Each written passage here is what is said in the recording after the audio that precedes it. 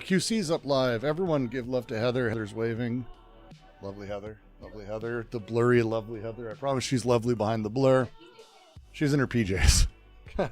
It's been a long night. Hello, everyone. I hope all of you are well. It's been, what a weird couple days. What a weird couple days. Am I fucking wrong? What a weird couple days. So, we're going to be chatting for a bit. Because we're going to be joining Kid in a minute, having a conversation with Kid in general about all the shit going on with Operation Inflation, because we're about to cross $5,000. There's people to put in it, which means that actually this is not a fun side gig anymore. That's at $35 a costume.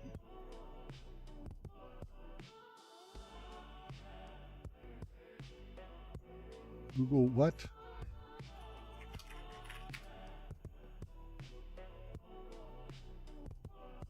It's not working for me.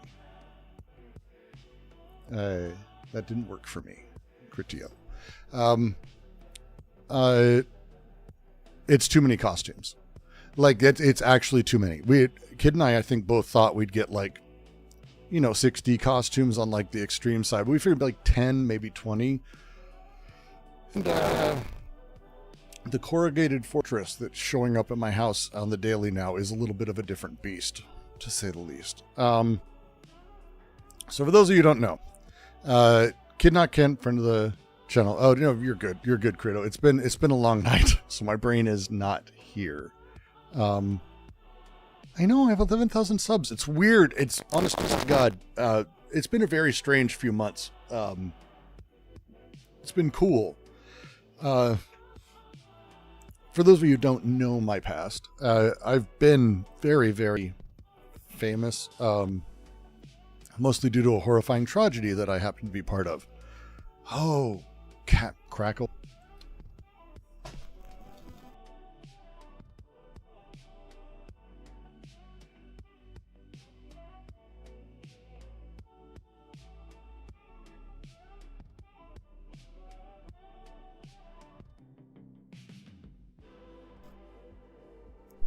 Test. We'll see if it's peaking low. Why is it doing that?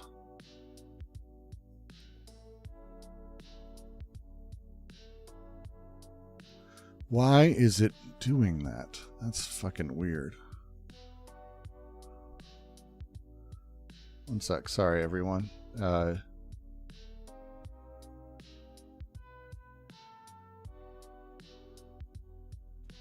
It's very strange. It's peaking really low, despite...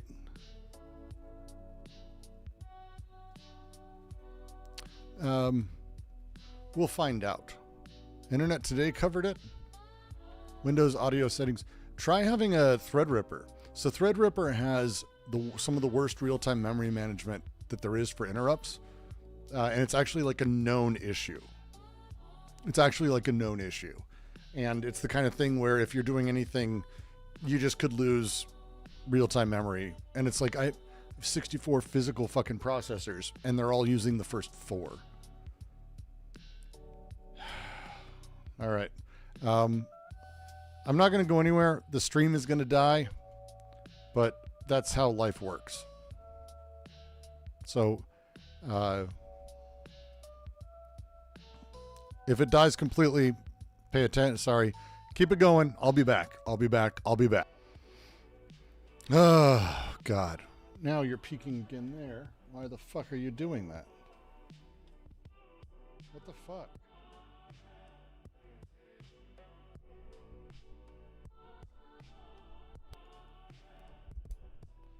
All right. Hello, everyone, again. Should be live again. I think we are. I'm super quiet. Because why the fuck not? Why would I not just want to be crazy super fucking quiet? And now it's limiting me there. Wonderful. Windows is like the worst thing ever. I think it's actually like the worst thing. It's quiet. It's not great. It's not loud. It's not great.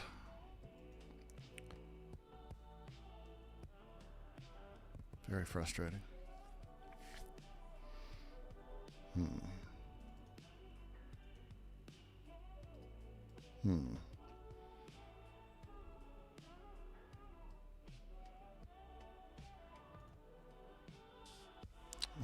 That's doing that again. Wonderful.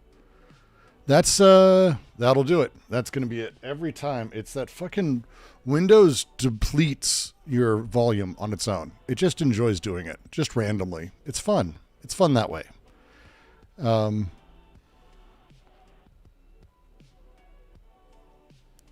Is it still peaking really hard? Motherfuck.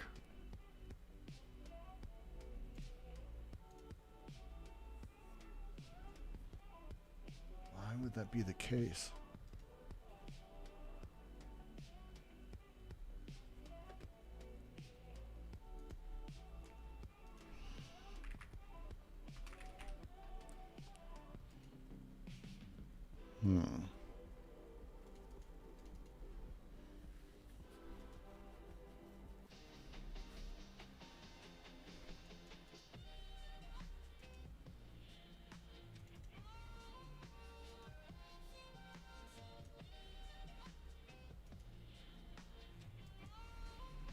It's frustrating. It's a frustrating day for my audio.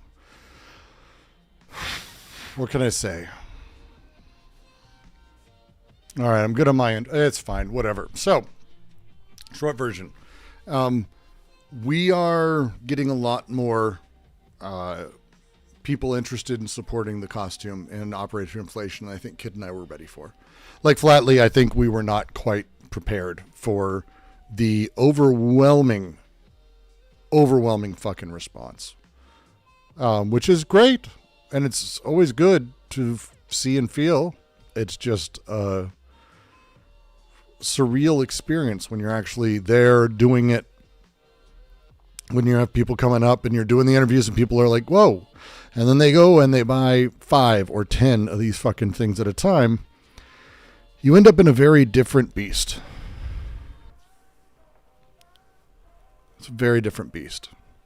And I think as we start going, I flatly think I believe in the mission. Like, I don't know how else to phrase it. The idea is simple.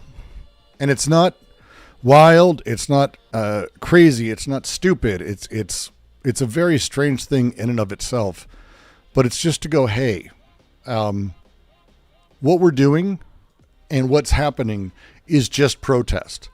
Stop demonizing protesters. Stop lying about what's happening, because the more they're able to do that, the more they're able to paint things in a way and show people who look offensive. And they're having to go way out of their way to get the right shots, to get tiny clips, because there's Mr. Potato Head there. And it doesn't work for the look at the terrifying Antiva. So they have these tiny clips now, and it's more and more difficult for them to make it look really scary. It changes how they have to couch this vile, virulent garbage that they push. And it is garbage. Do not get confused. It's shit. Mostly because they don't know how to do anything else. But this is what they're doing. This is their setup. And we saw today, for example, in Chicago, we don't have a lot of costumes there. There's a good amount, but there's not enough. And we have so many fucking costumes. It changes everything. Today, the protesters and the cops going at it, the cops see them. They immediately react based on what they're seeing. And I get it. The protesters are dressed in all black. They look like they're concealing. They look like they're violent. You know, if you're told that, you're told that. I have some empathy for the way that any people are in their situation. Have more empathy for the people who are just protesting, which should be a fucking right in this godforsaken country. But just notice. Just notice. Like, add the costumes. It changes the conversation with police. It changes the conversation in general. People can't run. People don't have weapons. They're not violent. It's a completely different vibe. And that vibe carries through. Period.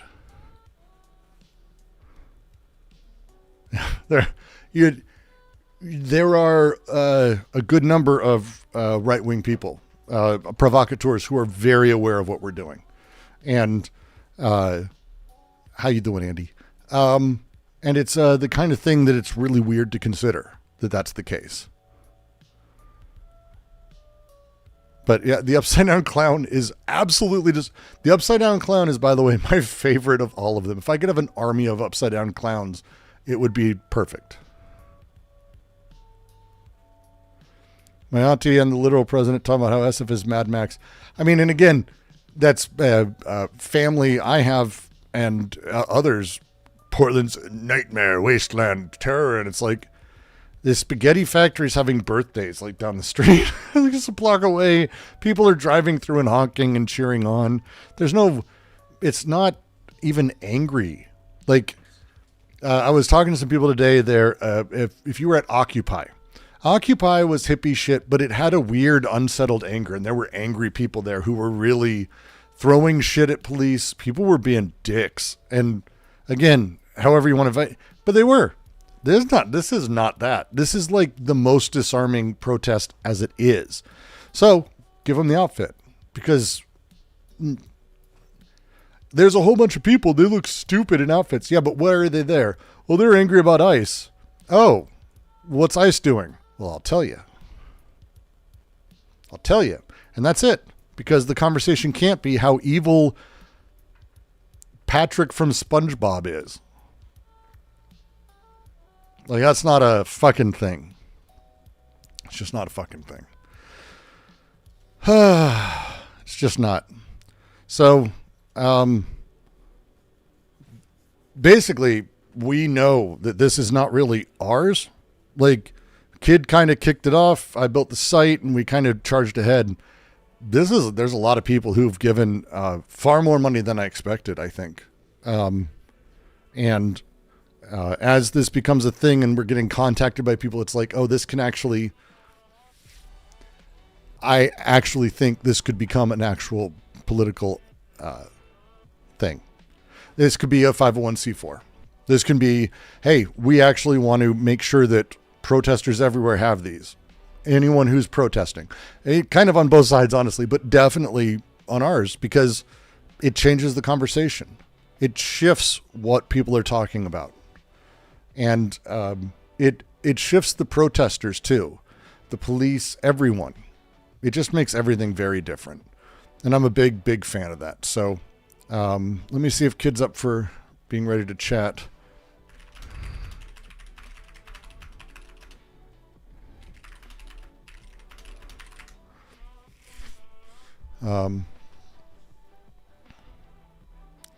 But it's a very strange little thing. And we're going to jump in his VC and chat. Let me see. See if he comes in here. I'm not going to have a logo for him, so you're just going to have to understand that the other person talking, if Discord works here.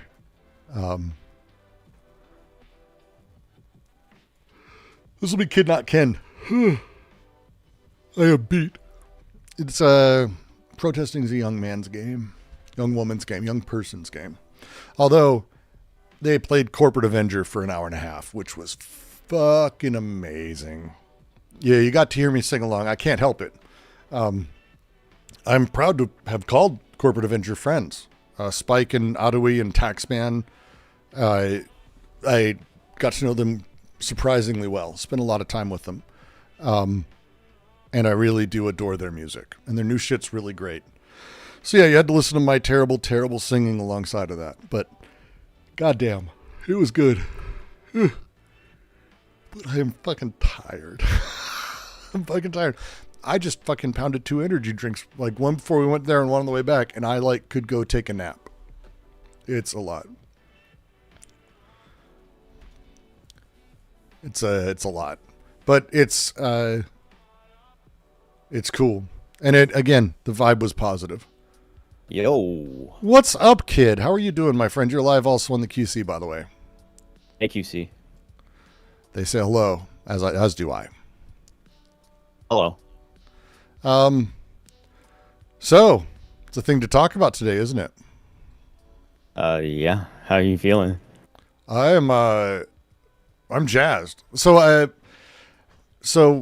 I've had a handful of conversations. I mentioned a little bit in the car that it's not like I'm not hitting up people I know who kind of do this or know the space, and we're at the point where it's clear what we're doing is going to hit some scale. I think it's a safe bet. We're going to hit some scale very quick here. And when I say scale, I mean, we're about to cross $5,000, which is insane.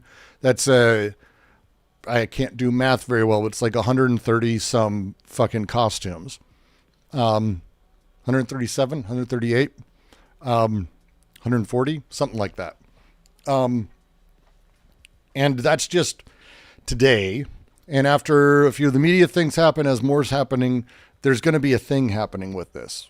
And so the question would be, what do we do with it? Because I will tell you right now, it's flatly going to like murder me to have to like do this for 3 hours a day with like putting all the stuff together. Like I can't, this is not a thing for me, but also I don't think Portland should be the only place. This can be a bigger thing. And we have people annoying us about bigger things. And it's like, that's where a 501c4 comes in. Like this is literally the legal entity for that. And so it's a different beast.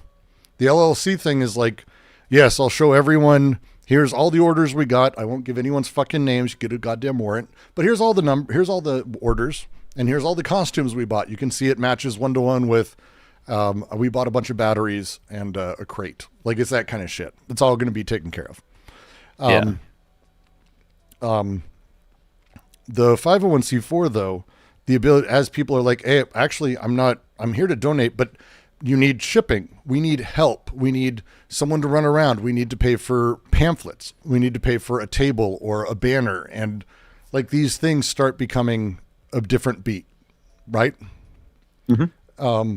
And also if it becomes something that's decent and it's the thing where it's like, well, actually we want to drop like, again, the name you came up with is great because it's like, we want to drop op. Like it's a drop op. Here's the thing happening in this city. We want to make sure we have costumes there and we can make sure like there's ways to like turn this into something.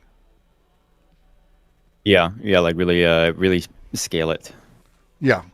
And because that's sort of the big thing is that like a lot of people are on the same page, but having like a place where you can organize the efforts and a place where people can direct the money and really coordinate these things in a meaningful way, not just people decide that maybe they want to do this, maybe they want to do that, and then don't do it.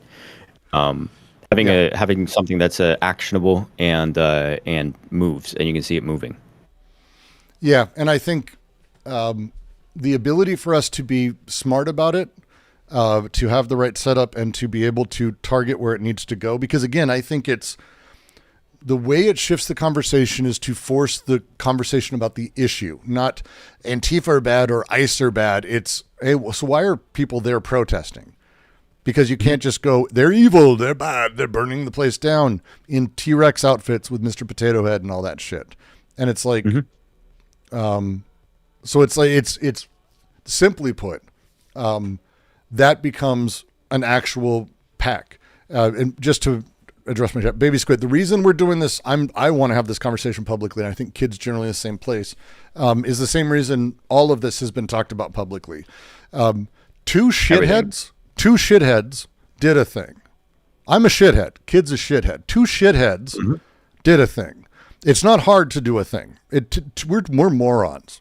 Like, yeah, okay, we're slightly below average intelligence. We're not morons, but the ability for us to do a thing and to show you that two idiots can do a thing, and then, hey, here's how you also do this other thing, to show how you do it so that way you guys can be empowered is the point.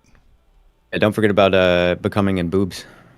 Becoming, boobs, Heather, Cho has everyone, people have helped in a lot of ways. And again, how does it happen? How do you get here? How do you do a thing? You just do it and people find a way.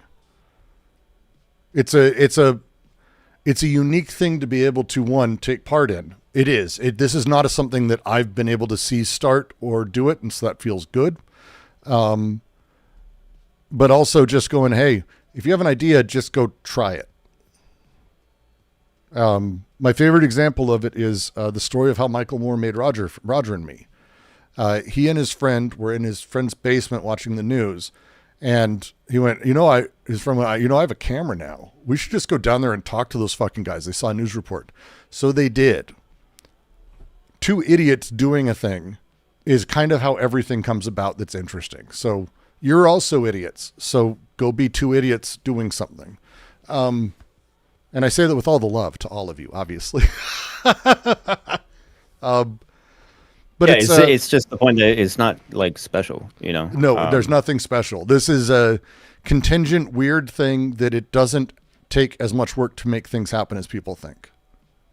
Yeah, it's like I was talking about the other day, is that like, with you and like a handful of friends that want to do flattering or banner drops or whatever, like you and a handful of friends can like make it seem as though to a lot of people that the entire city is, focused on, or like fixated on a particular political thing. There's the same reason why people get billboards and shit like that, and why you'll see so many of these like anti-abortion billboards and shit. That actually communicates to people something about the way that people feel about it in that area, right? And it's not really difficult to do this kind of thing, or to like build like energy around a movement with just like a handful of people. You just got to be creative and just do the thing. Yes, I agree. I agree wholly. And I think it's one of those things that how many people do you think it took to like scare everyone?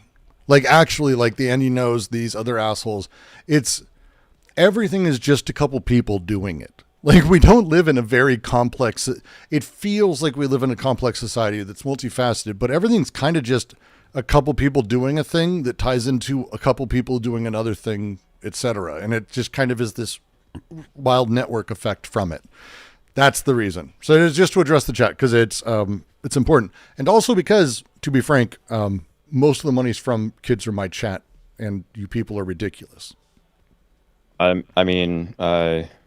So far, it's quickly becoming the case that people are starting to realize what's going on and jump into the website, which is why it's more than just our chats now, or starting to become more than just like people in our audience.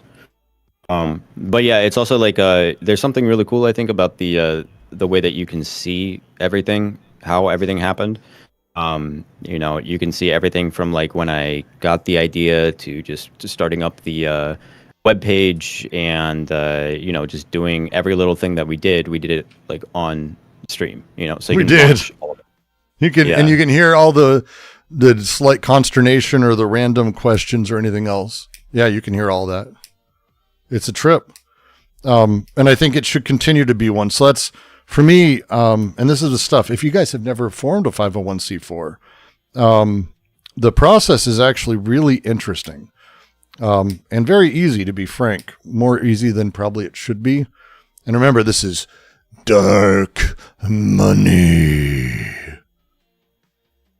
Are you ready for that, kids? Dark money. I don't have sound effects if you wanted sound effects.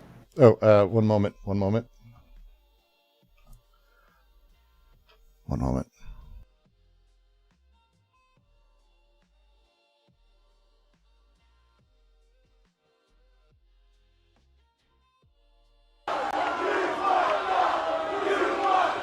That was on my side. Did that work? That was not great, but yes, I think it did work. Okay. On my side, we had a fun effect, but hey, it's fine. Okay. I got your effects, and they don't have a lot of content. It did sound like ECW. Yes, that's what my chat thinks that was. But it's so 501c4, more or less. We need to put together a handful of people who are involved, but they can't be mostly related. You want to kind of avoid that. So like you, me, Heather, and Becoming, for example.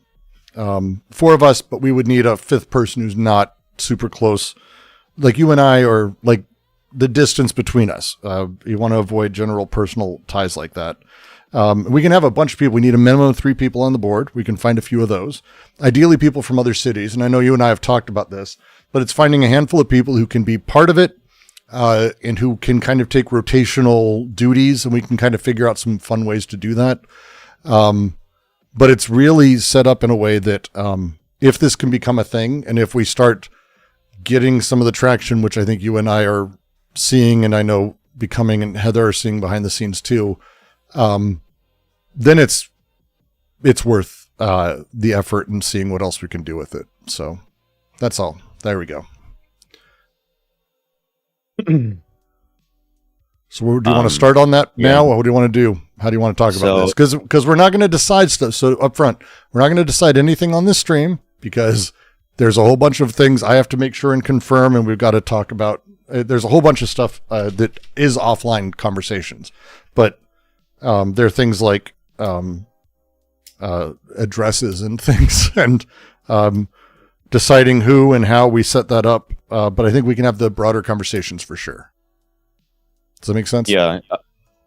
Yeah, I think having like a couple people being able to manage socials is really big, because that also means that because we've been getting messages from some people that want to do like interviews with the media, like just through DMs on, I think, like Instagram or Twitter or something, and so like people will need to like direct them to the email and do things like replies and posting content of some sort or whatever to just like keep the energy on all of the platforms kind of moving.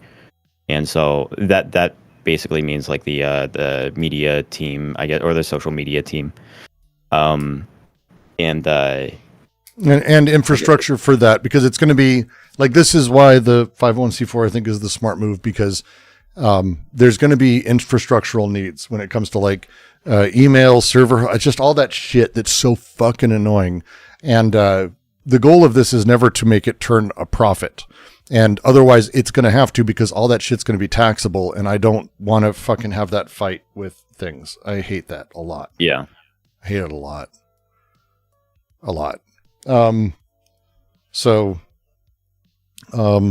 Finding people who are up for social media. I think finding people in various cities who we can trust to be able to be our local drop, where it's like, hey, there's a thing happening tomorrow night. We've got 20 fucking costumes that are on their way to your house right now. And that person's comfortable with showing up, doing the thing, being the person with the spiel. Even if it's in a costume, that's fine. Like, they don't have to be necessarily named, but being able to be there and do kind of the job that is, as you and I are learning, a lot more work than in just showing up, to be frank. Mm-hmm. Yeah, showing up, talking to people, media, making sure that because you have to go around and you have to talk to everybody. Like, everyone needs to know what's going on. Yep. And also just like the dependability too, because one of the big things is that a lot of people are going to be showing up to these protests, and that's one of the benefits of this, is that it makes the protest something that people feel like they can be a part of, and not have to worry as much about what they're getting into. And when you see people with costumes, it makes you feel like, oh, I can show up here too. And then when you hear that, there's always more, that you can just show up and you can get one, and then you can put one on. You don't even have to get one yourself. You're a lot more likely to show up as well, and that kind of dynamic can grow the protests. It can grow. June, thank you for the 10 strategy collective and gifts. Welcome to the collective, everyone. But it requires a sort of like dependability, right? Yep. And it's a dependability. And again, with that, and you and I are big on shared voices and shared efforts, and that's kind of the thing of this is it's like, we want people in pairs. Yeah, I mean, June, that's I think as we go, how it's set up and how we think about it, I think it's going to be making sure that people have a somewhat of a support network for sure. Because I know I don't think Kid or I are stupid enough to have shown up to do this alone. That'd be dumb. It would be actually dumb. It'd be potentially dangerous. Yeah. So be smart about it. There's a lot of people there's a lot of these guys on the right that are like stirring up conspiracies in their head and saying that it's like some Soros money. Like these guys are fucked in the head. Like these guys are fucking crazy. Mm-hmm. But they're also trying to instigate stuff and they want to get clips on YouTube and whatever, right? So like, well, and that's the thing. Like I was saying that before we got on, like one of the things, because Yog's like, how can it actually change the narrative? It's like, dude, the amount of clips coming out of Portland has dramatically fallen off a cliff because the angles you have to have in the moments you have to have that do not have inflatable sharks in them in order to make a scary moment, they're just really hard to come by. So you have the one that was like the big one where the two people kneeled in front of ice, but the cameras only got the moment that ice hit them and knocked the guy backwards. And so it's clear they weren't doing anything. Like when you disrupt the ability for someone to create a edit of propaganda, that's what the project is. It stops that. It breaks that. Mm-hmm. Yeah, and there's I talked to a guy today who said that he came out after watching a video of that person in our raccoon outfit getting hit with a stick, which is and I got to tell you, man, that moment just made me so happy. Like it was like, with one, protected from stick hit. Inflatable costumes. Stick hit don't hurt.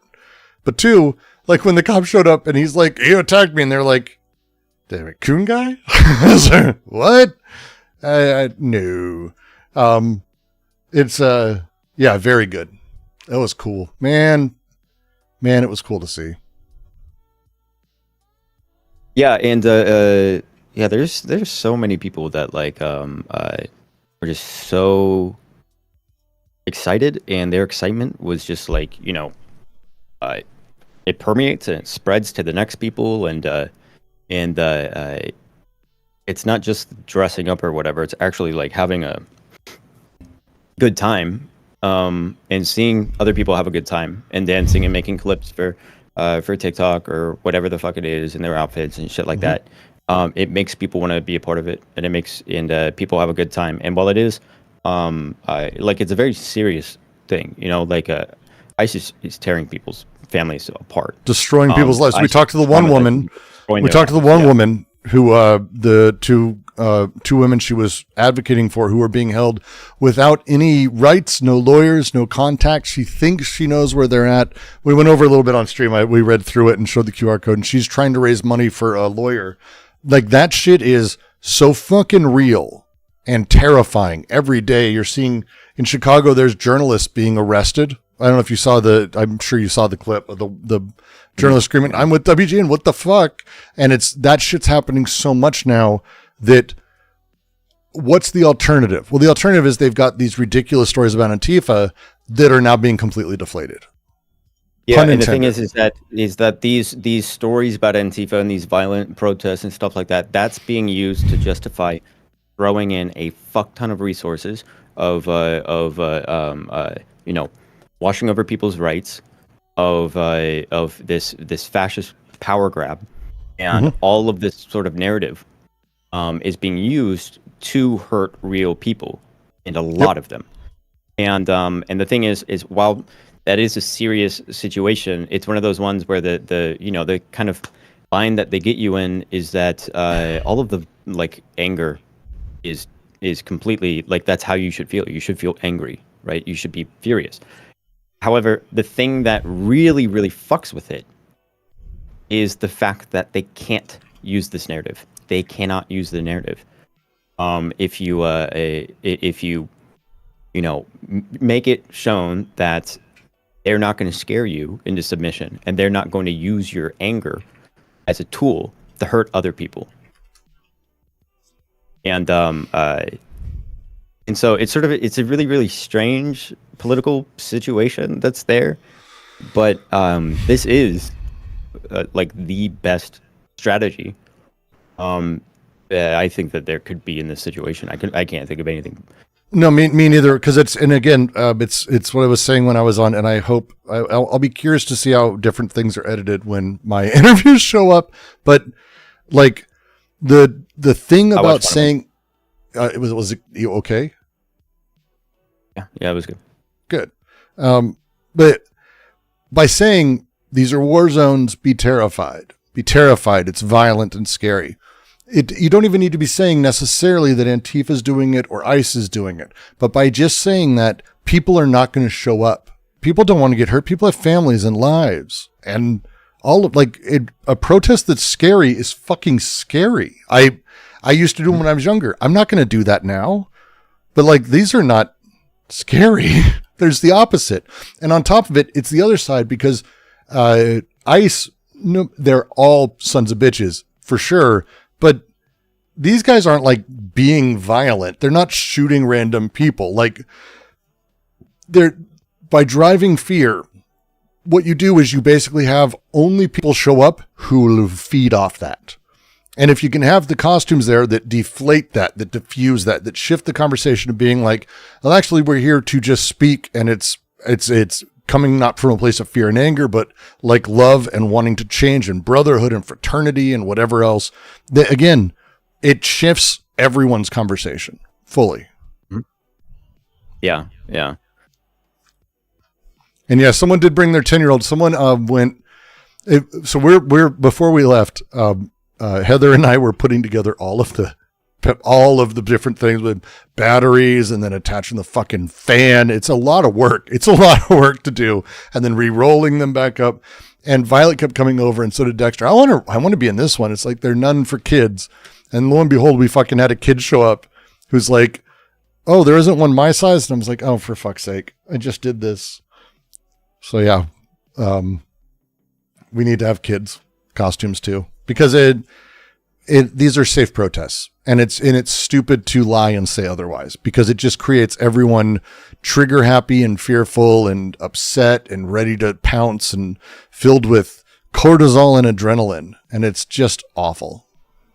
Mm-hmm. Yeah.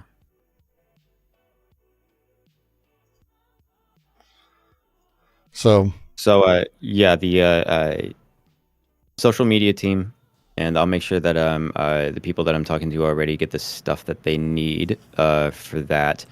But we're gonna need to as well, like if you are a organizer in one of these areas or whatever, like, helping us find dependable people, good dependable people, not sketchy, not weird, not like, people posting fucking crazy shit on their socials and shit like that. Those kind of people, reach out. But yeah, trying to make this sort of a well-oiled machine, but being dependable, showing up, making sure that we're moving things at a particular pace so that people feel confident that, like, that if they show up, and getting to the point where people feel like, if I show up, I will get a inflatable to hang out in, right? Or that is something that's understood. Yeah, I think it's exactly that, and it's getting to the point where, and again, it's why a 501c4 is perfect, because it is explicitly, even though it's political, it's not necessarily even partisan. It totally is in a lot of ways. We can say that, by the way, but it's not like outright going to be this one political side or any. It's very much just changing that conversation, and I just think it's fucking great. I just keep going and thinking about, like, what are the angles, and it's like that.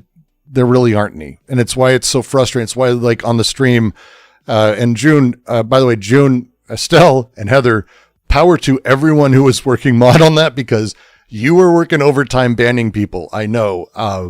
We got the smooth brains like you wouldn't even believe, kid. I don't know if you saw on my chat.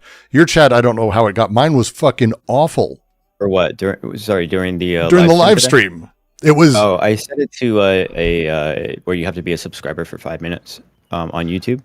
You can't do that with the live mobile from your phone. Yeah. It's just, you're just there and you're in the short section, which is the worst of the smooth brains.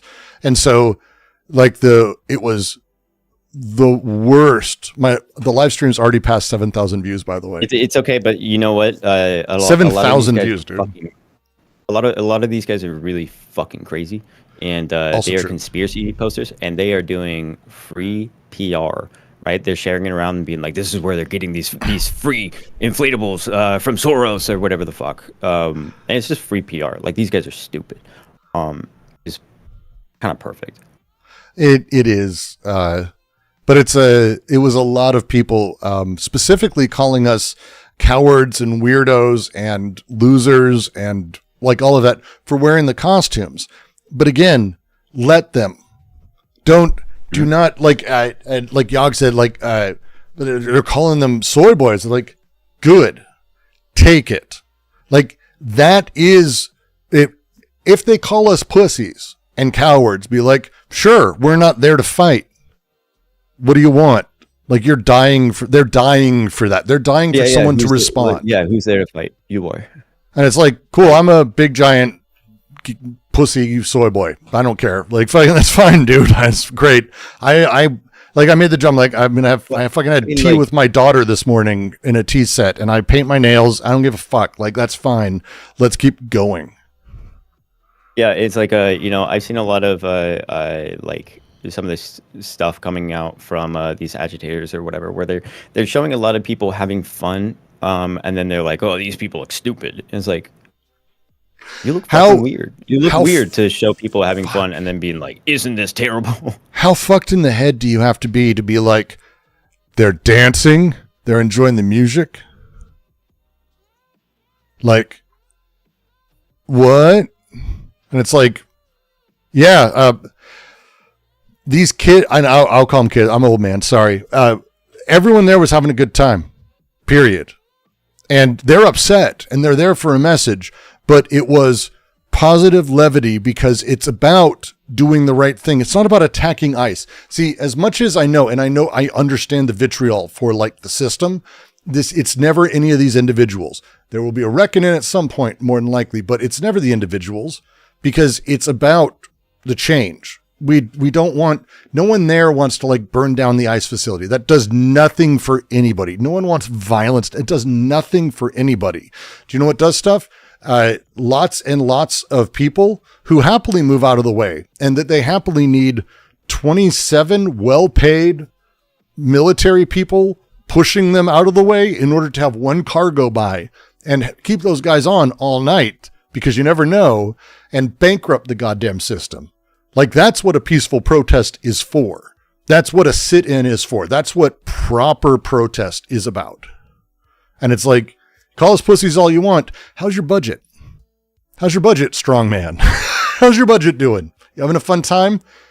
Not great, by the way, is the answer. Well, it's also two things. Is one is that they sort of rely on the because keep in mind, a lot of these guys, the way that it sort of works is that a lot of these guys are YouTube content creators trying to play a role in which they show themselves to be on a particular side, and then they try and get good clips of embodying the things that those people say are virtuous or whatever, right? But it's a performance that they do, and they're all constantly just trying to climb over each other to get views and stuff like that. And one of the things that they'll do is, because that is the thing that they're doing, is that they're constantly going to try and like debate with people or argue with people or get in people's faces or try to intimidate or whatever. Everyone wants to be Tommy Boy or whatever the fuck. And it's and they're just sort of, they're all performing like these are stupid people. And these are stupid people that don't give a fuck about how like stupid they are, because they're too worked up on getting validation from each other. That is the only thing that they're doing. There's nothing else going on in their head. No, That is you're it. right. That's right. And so like anything that they say or do, it's one going to be because of their own internal social clout game that they're doing, where they're trying to prove themselves to each other, which is why they constantly try and pick on people smaller than them. But then on the other side is that when they really are upset about something or something is not going their way, they will project like a motherfucker. It is fucking funny as hell when you look for it, because they will tell you exactly what bothers them, because they will say that, oh, that doesn't bother me. Yeah, that's why you said it. Absolutely. Every No, time these guys are it's one of the things that's like the self-reporting that comes out when they're able to be part of a normative storyline, it doesn't show. The moment they have to like shuck and jive and they have to kind of figure themselves out, the self-reporting screams. It's how you get moments where Trump literally says, we're taking away the free speech. And it's like, what now? Like, because they don't know how to shuck and jive. They're just going to be blunt and honest, and they don't get it. They don't have a larger narrative that they believe in. They don't have a larger understanding or logic of how the world works. They're emotionally attached to like this fascizing singular position, and chasing that is all they care about. And it's really incredible when you watch it happen. It's like they don't really know. A lot of these guys, the ones that go the furthest are the people that can see outside of their own scope. But the vast majority of them cannot at all. And they can only really see next to them. And so they don't know or understand the things that they really say. It's kind of in reference to the things that they feel like they're supposed to say, that they're supposed to do, and sort of mimicking each other.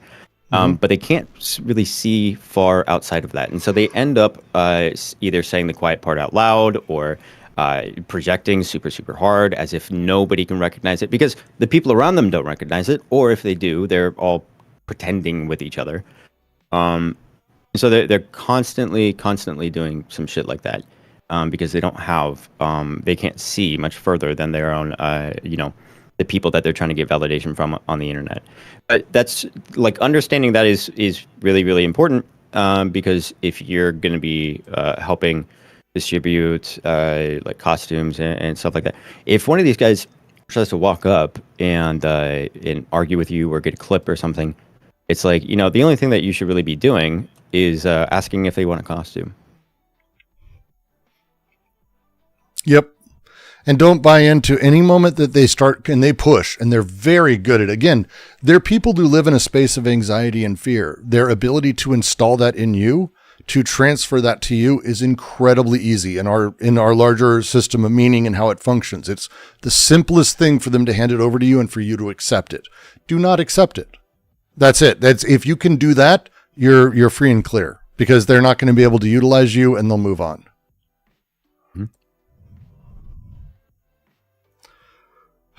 I think this is going to be a thing, dude. Yeah, very well could, especially if there's if there continues to be a push and consistency, and like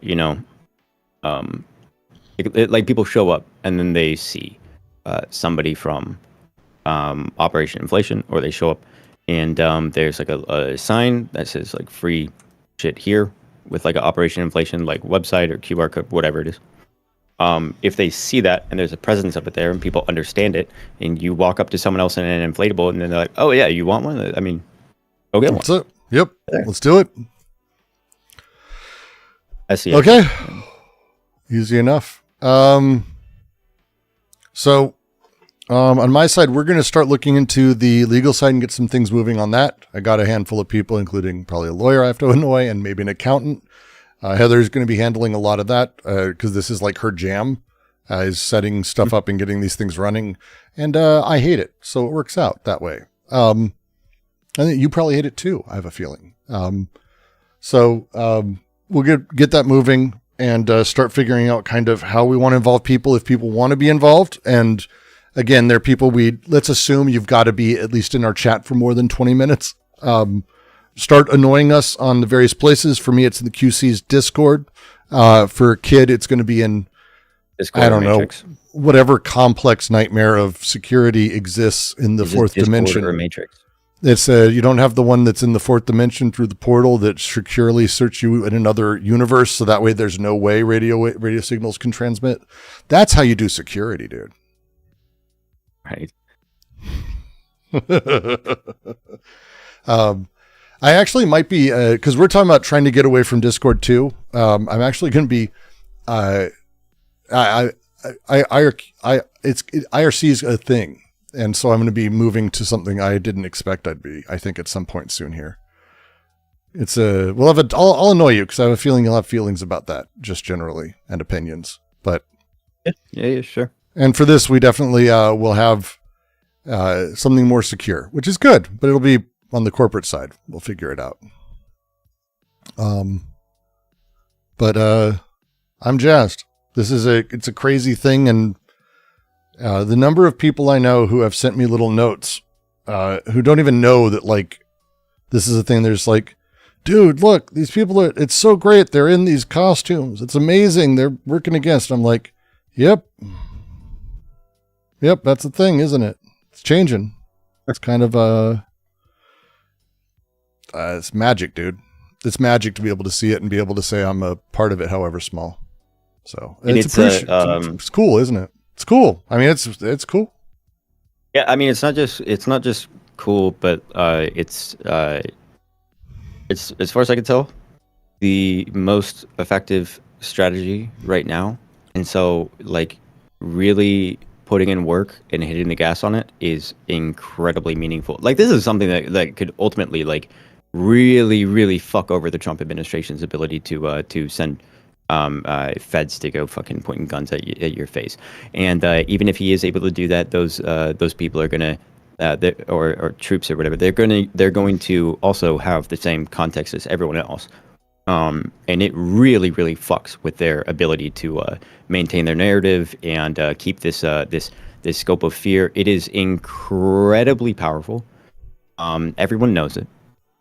And it's not just this fun little quirky thing that you can do. It's a very powerful, easy way to build a movement to capture and take back the narrative. Yep. And to honestly, and it's one of the things I'm fascinated. Like, this is, for me, this is the kind of stuff I'm going to end up writing and talking about for years, because I'm trying to document every little thing, notes, because the thing that I'm fascinated by is at some point it's going to have to become totalized. It's going to have to become what you might say is re-territorialized inside of the system. Mm-hmm. And I actually don't know how that, like, my brain can't think of a way that would happen.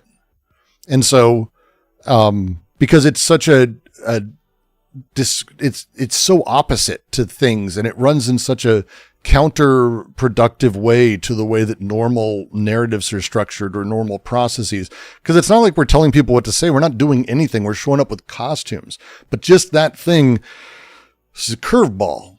And that's fucking cool as shit. Yeah.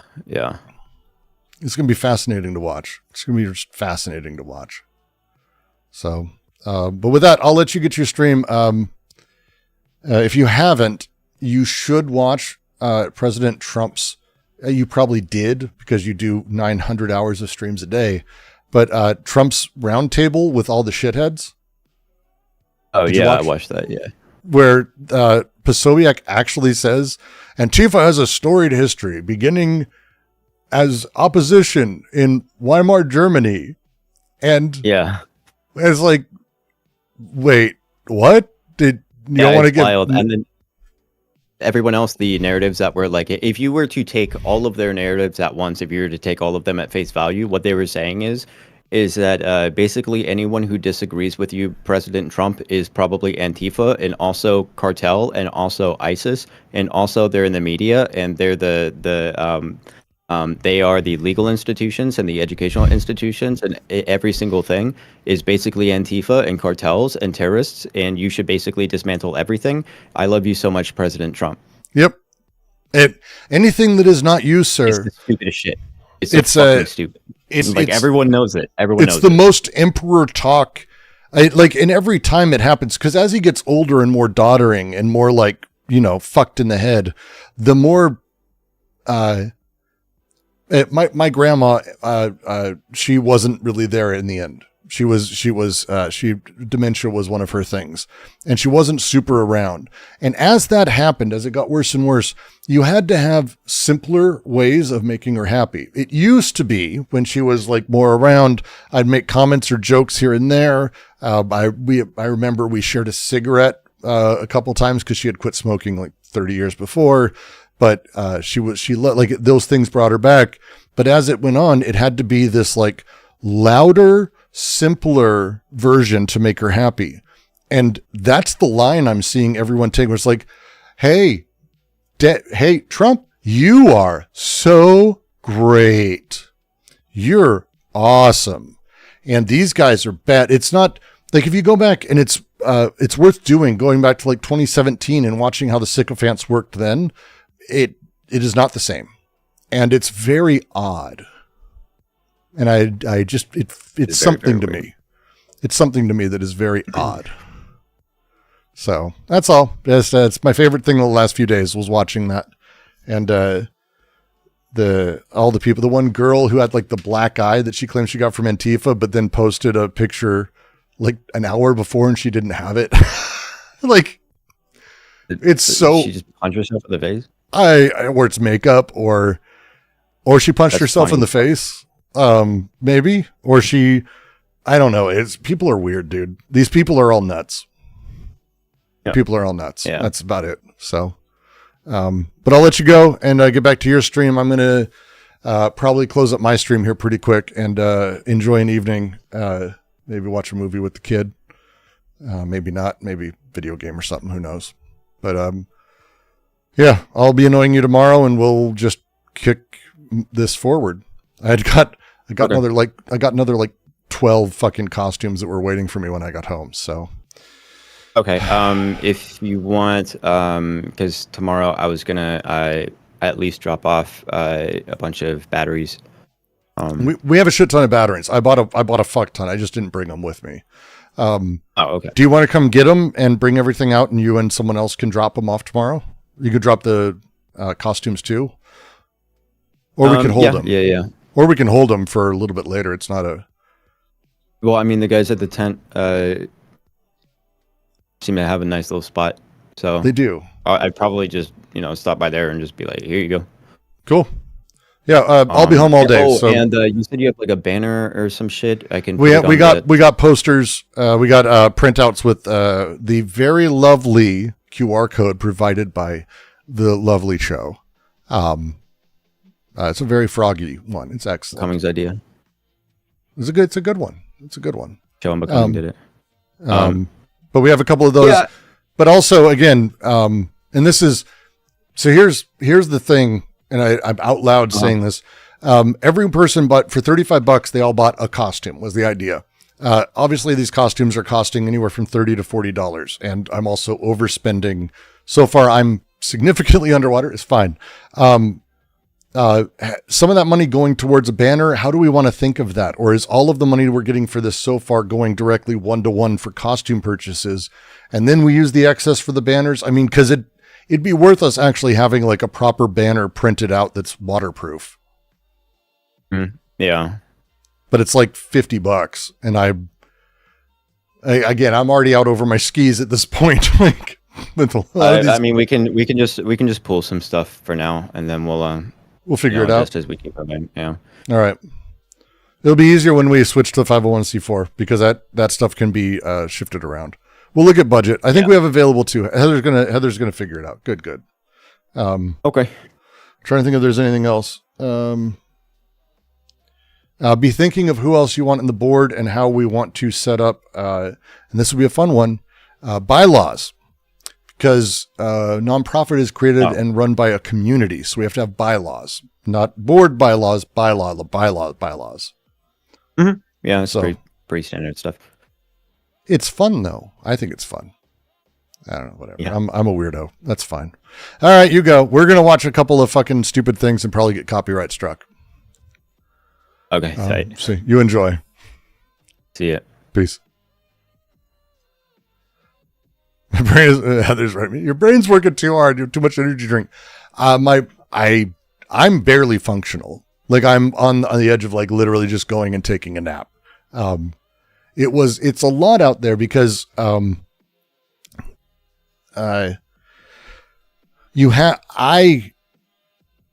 I'm very aware of other people, and I kind of have a weird hyper vigilance that comes with sort of various things I've existed with. So in crowds, I'm very aware of other people, and it takes a lot out of me to be around a crowd for significant time, especially when there are people there who are absolutely armed, and sizing me up and other things.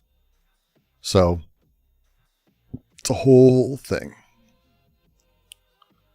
Calm on the company. I know. I'm tired. I'm just tired. Just tired. You want a post-stream Discord call? I will not be able to mentally handle that right now. I appreciate you, Hugh, but I'm just fucking half dead. What is the meaning of the schema split D&G? I don't even know what you're referring to. The split? There's no split for D&G. So you have to be more specific. We're going to watch a thing or two. That's what we're going to do. I'm going to switch to the YouTube, and then I'm going to pop, I think we'll do, I think Sam Cedar could be good.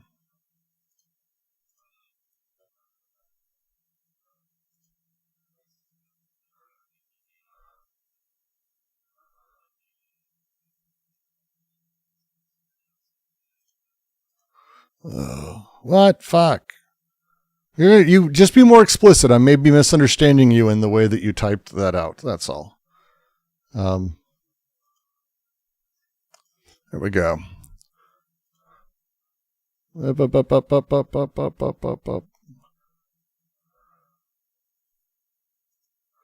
We're going to watch Sam and Francesca Fiorentini, who's fantastic.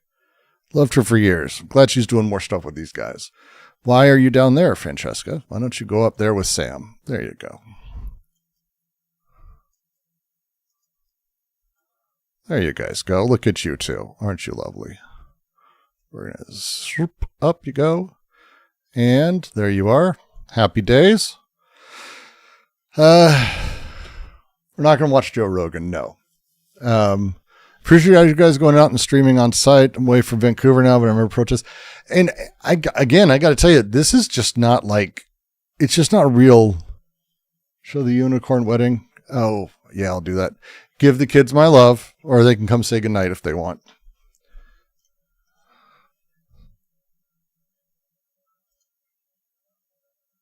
This is not the right one. We're going to switch that up. Boop. There. That's going to now go away. There. Is a city. It actually. It is. They are. It's interesting because. Sam's analysis on this, I watched this earlier. Sam's analysis on this, by the way, is phenomenal. It's phenomenal analysis.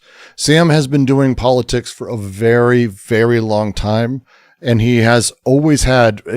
Call him a lib. I really don't give a fuck what you want to call Sam. His head is on his shoulders. He has a very, very good sort of finger on the pulse when it comes to how things work politically and how they operate. To lose his desire, just a version of Nietzsche's will to power. Just a version of is an interesting way to put it. Will to power, if you understand it as impulses that are pre-personal and non-individual, then yes.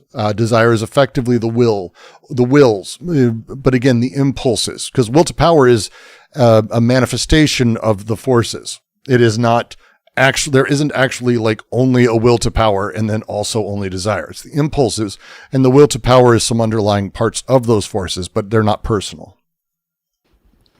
Portland is a city that you can get people to pop off in Portland. Like, you know, like Portland, Seattle, like the West Coast, Oakland. You know, Oakland. And I just to say, I don't think Sam is a lib.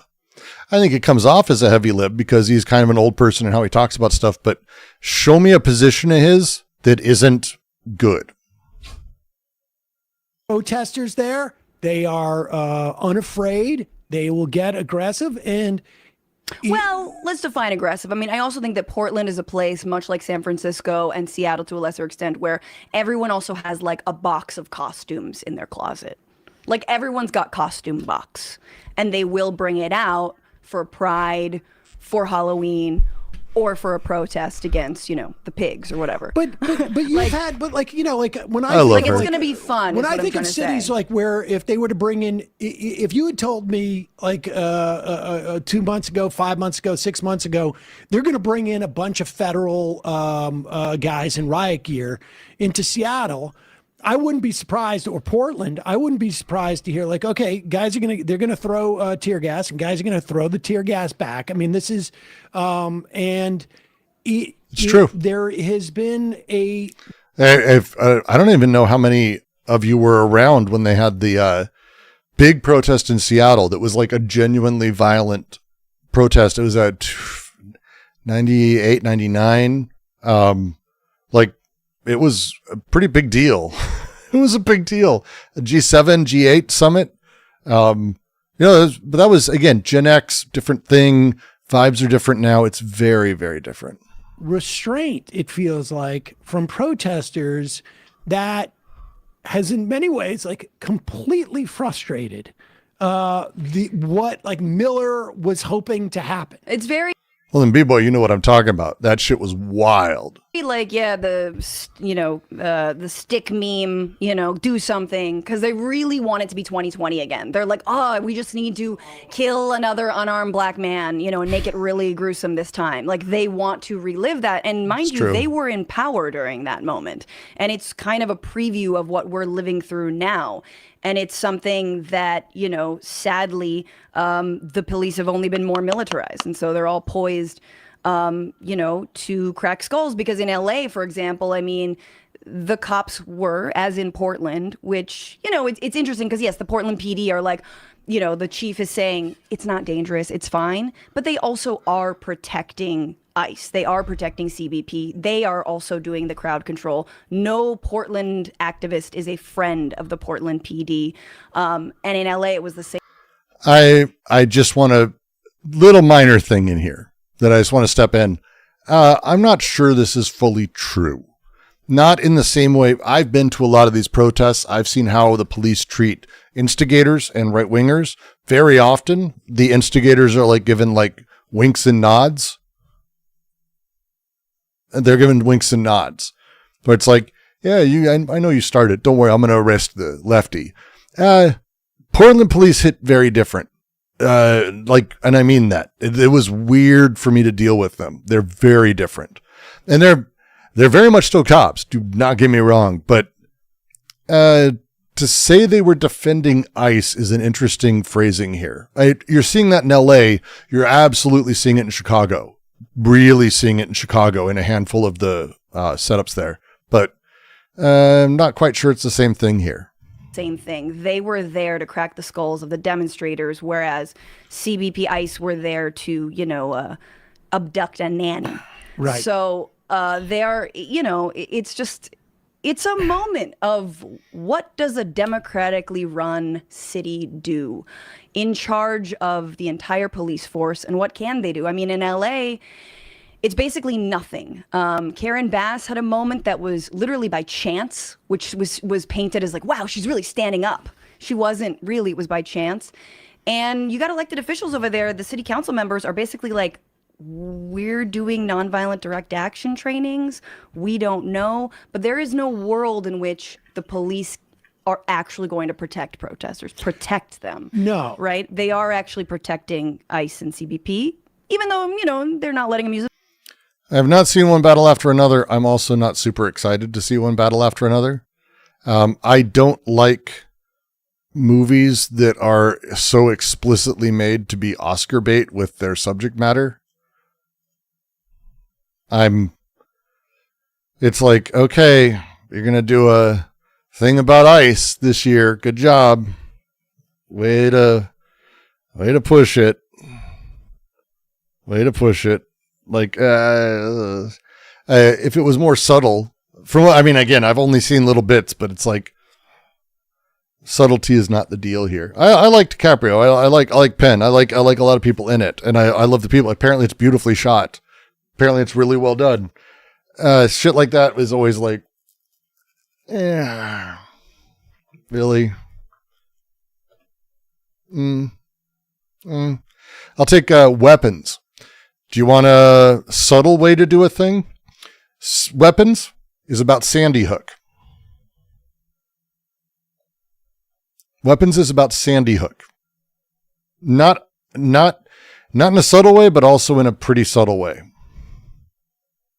Not a pretty subtle way. Also not subtle at all, but also weird and makes you think. So Weapons was excellent. Use the bathroom. I mean, Gotta I think there's also, I mean, I think there's statutory reasons, and I think that there's Probably. Care to elaborate? Have you seen Weapons? So Weapons is, and I'm not going to elaborate much because it's, if you haven't seen Barbarian, this is the Zach from the Whitest Kids You Know comedy troupe. It turns out is not only wonderful when it comes to writing and directing horror, which he was in Barbarian, I found wonderful, but Weapons is actually one of the best horror films I've seen in years. And I said the same thing about Barbarian. It's a masterpiece. People are going to talk about it forever. But from the trailer, you can just say one night, at the same time, all of these kids in one classroom run away and disappear, and no one knows what happened to them. And it's very dark. Very dark. Very dark, but goddamn good. And it's got what's her name? Oh my God, from The Americans and Jesus Christ, Brooks. It's a blonde girl from Jason Bateman television series on Netflix. The blah blah blah, the fucking lake house place that people summer in, what rich people go to, whatever it's called. She's wonderful in it. She's wonderful in Weapons. Like, everyone in it is very good, and it has some horrifying shit in it. Really well done. I think having that expectation of the police. If you're sensitive, do not watch this movie at all. Ozarks, thank you. It's the girl from Ozarks, like the younger one who's like from the violent family trying to find her place. She's fucking wonderful. She was amazing in The Americans, but she's really just, it's amazing to watch her like really come into her own as an actress and like really own the screen with this. And she does really well. It's really dark and really, she's great. He's both from a cultural and statutory perspective is wrong. The city can like make things more difficult, but it's not conceivable that we're going to have police be directed, Protecting or serving. directing, right? Correct. I mean, being directed to inhibit ICE. Right. That's not going to happen. But you do have moments like that outside of like Chicago, where you had that police force that clearly they were pissed, and you've got CPDs getting tear gassed, and Yes. Good night, my Dexter. Thank you for the dance. They can't see you dance if you're over there. Do you want them to see you dance? What do you want to just go say give a hug?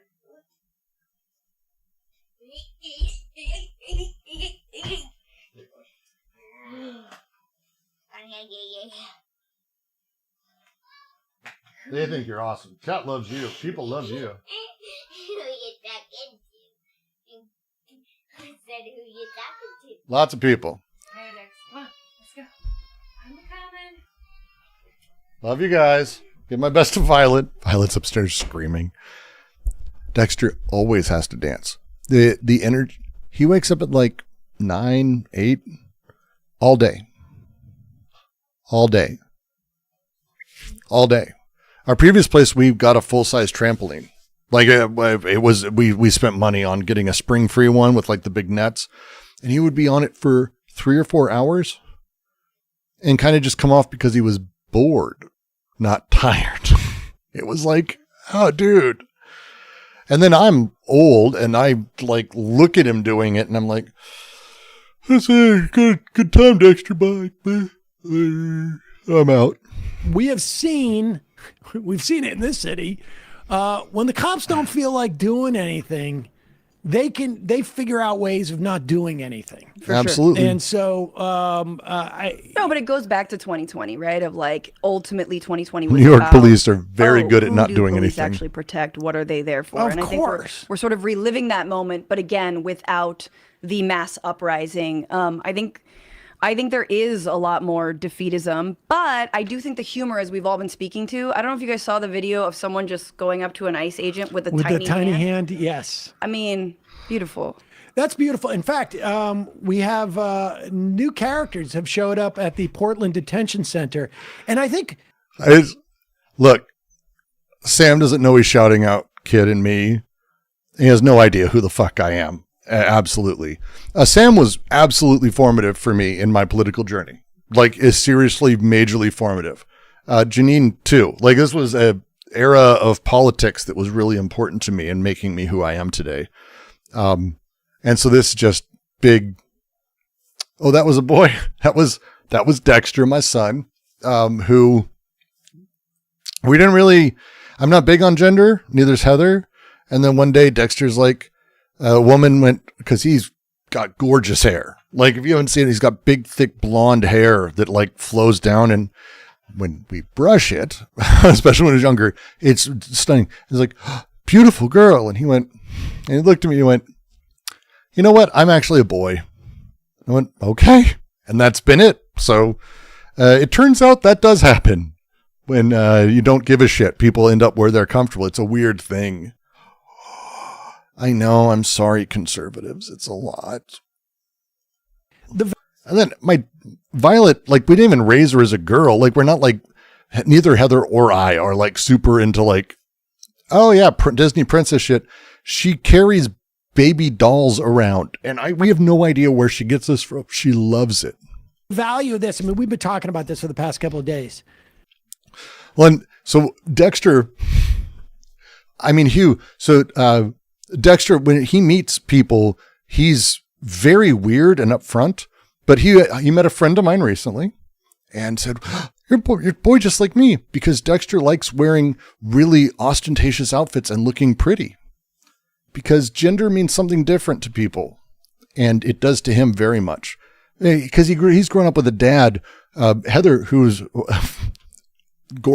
I believe Heather's beautiful. But Heather's like, lighter with the makeup. She's good with it when she wants to, but it's not her everyday thing. I dye my hair. I am a fucking preening weirdo.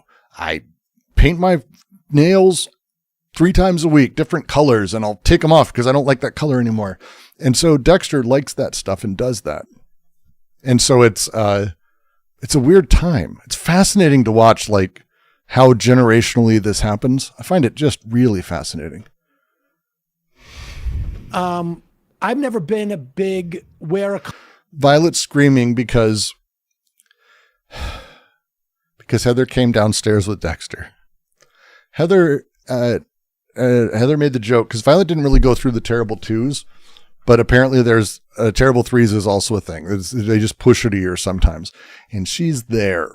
Today Violet asked me if I would go outside with her, and then when I opened the door, she wanted to open the door. She threw herself to the ground crying and screaming. So,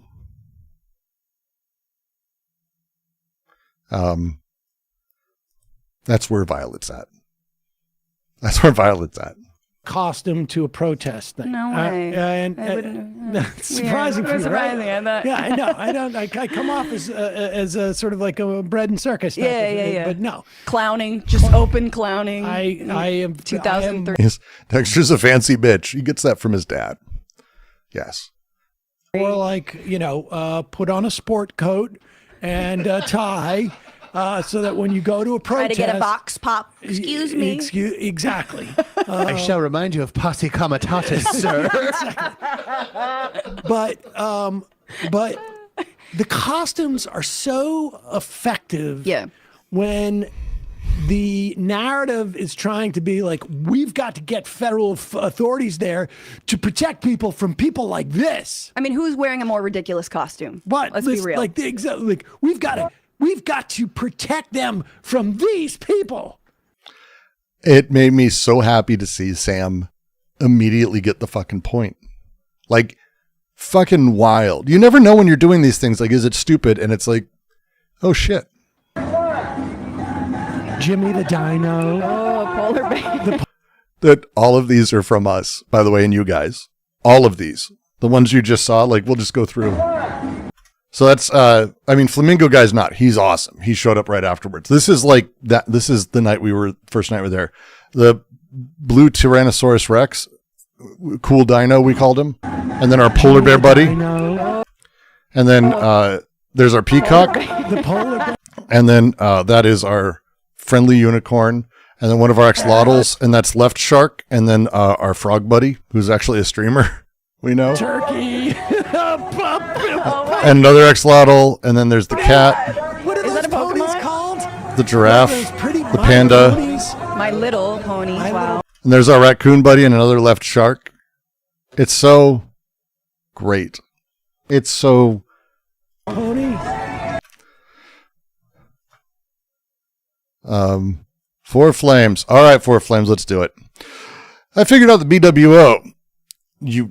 I wish that's the case, but we'll find out. Klosowski's depths connection I was feeling. Ego presents as a self which flattens the role of depths into interchangeable signs, like capitalism flattens into commodity and interchangeable value. Ego inscribes the process of self onto oneself. You're close.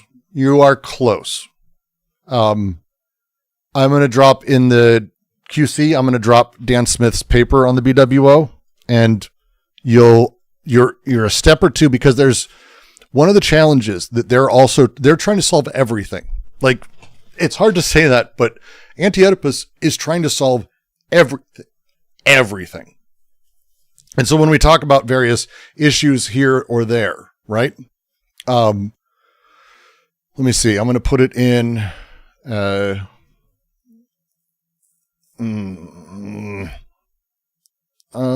let's see. I think your Four Flames also in there. So I'm going to put it in, I'm going to put it in the,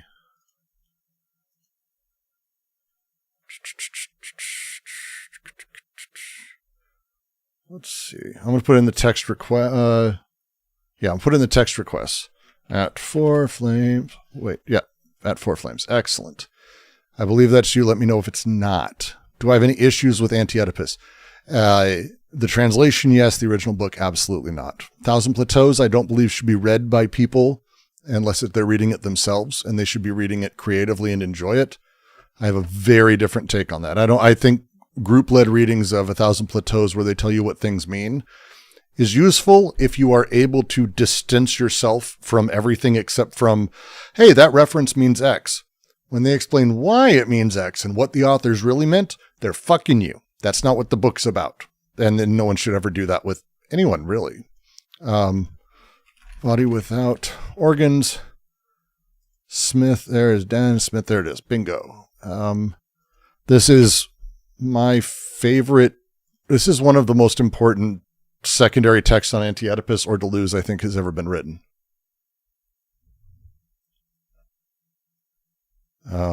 It's because what they're trying to solve with the BWO, it's not a question of ego or meaning generation or anything. The BWO is there because we have a real big problem in philosophy. Mechanistic or organistic.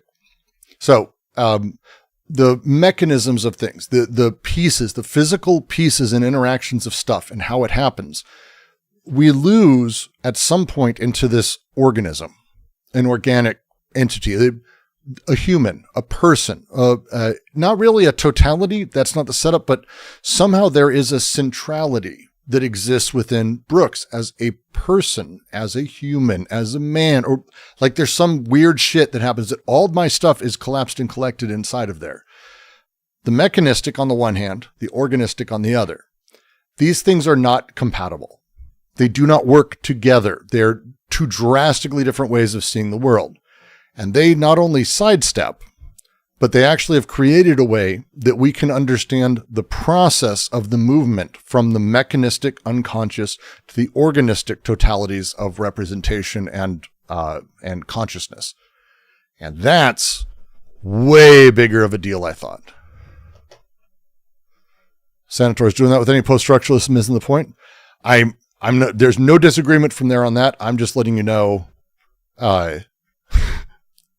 there's a lot of that happening. So, I've been doing this for too long, maybe that's my response.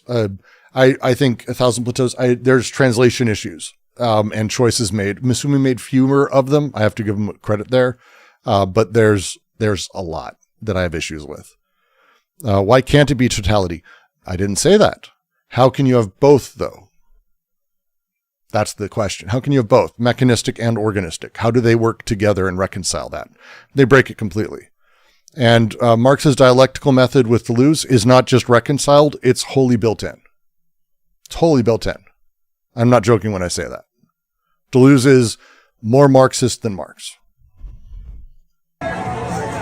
Yes. That's our raccoon buddy. And I think There's the guy with the flag and the other right winger. And by say other one, I mean there was two over there. And then there was a couple guys trying to start shit in the middle. especially as Nome is doing the whole Bukele, El Salvador model of sending in film crews with your cops to get propaganda. This, you can't show this then. Get out of my Yeah. shot. I Give don't me know if the- I can swear give me now. Cut! Get out of my shot. Katie Porter's going to come in. Cut! Can we Get out get of my the, shot. Get out of my get shot. the raccoon, please, off the set? That's what he meant when it was scarier at night, is there's a lot more costumes. Dude, is that left You should shark? see it at night. There's sharks. That's left shark. That's Antifa shark. And a panda, a whole bear. It's not a joke. Kid made sure of that.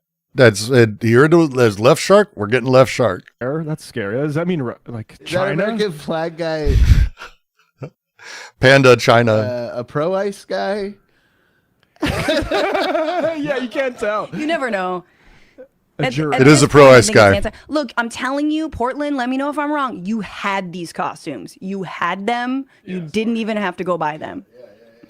But this is like, At this point, I think it's anti. Look, I'm telling you, Portland, let me know if I'm wrong. You had these costumes. You We made sure that we had these costumes. That's right, Francesca. had them. You didn't even have to go buy them. but this is like, it makes it so difficult for them Yep. to, and really, Why can't the functions of organization merely be formalized as mechanisms? Hey, you are free to join the QC and go look in text chat and read the piece on how the BWO sidesteps that. Because if you're going to say things, why can't the functions of that be formalized? Actually, there's very good reasons for that. It has to do with the way that we do cataloging or family and family trees and functional trees and how we determine it. The example they use, which I love, is if you've ever been to a fancy party, or like if your parents, like mine, wanted to teach you manners, so you had special silverware in China that they'd bring out, and you'd learn forks and knives and all that stuff. It's a knife block. So if you butter your bread, you don't just sit it on the cloth. You fucking uncivilized fool. There are little metal blocks that sit that you lean the knife on, so the buttered edge is raised up. Why is that a knife block? What about its shape? What about it makes that the function? Nothing. Nothing. You'd absolutely have no idea. There's no way to understand from the form of it what the function is. Zero chance. None. You'd think it's just a fucking piece of metal. It's not. It's a knife block. It's a knife block. It's a real thing. You can go look this up. That right there eliminates the ability for us to presume everything can be mechanistically understood, because it doesn't emerge from the mechanism. It emerges from the function, but the function doesn't have to do with anything but its shape or size. In fact, you can have many shapes and sizes that do this. In fact, the mechanism is completely different almost. A block isn't even necessarily a block. Exactly. It can be a knife circle, a knife oval, a nice swerve, a knife. How do you figure this out? Daniel Smith, he goes into it, and it's, I think, my favorite bit. He's got a handful in there that are great, but he talks about how we do a taxonomy of fingers in the animal kingdom. Wings, arms, fingers, fins. These things seem to have the same shape. And so we presume they have generally the same function. And that's how we fuck up the evolutionary tables almost entirely, because you go, oh, it looks like that. It must be the same as what we use it for. And it's almost never the case. In fact, there's actually like extreme huge differences in where wings come from, or how the hand molded and became something else. He goes through this because it's about this process, and it's really incredible. It's a really incredible piece. I can't recommend it enough. I can't recommend the piece enough. Daniel Smith is like, him and La Poujade. I'm not sure I have anyone that I would like. Holland, who has not written very much lately. I wish Holland would write a lot more. Holland's probably my favorite writer on AO and schizoanalysis. But as far as like secondary Deleuze text, Smith and La Poujade are just next fucking level. Really the battle here, right? Like, we watch Kristi Noem say, they're lying. They're lying. All the police, the mayor, they're all lying. The chief of police is lying. Chief of police is lying. They actually can't control their city. And then, I'm sure Hannity runs that clip and is like, the entire Portland Democratic blue run city are a bunch of liars. But the people that need to be convinced are the people in the sort of like surrounding areas of Portland who say like, what is... Fuck. This is an answer directly to your question. Well, what about first off, fuck people in the comments. And this includes you. I love you all, but you're kind of irrelevant. I'm irrelevant as well. I don't matter in the political sphere. None of us do. There's very few of us, but that live stream is getting thousands of views. Thousands. People are passing around and showing it and talking about it. This is the point.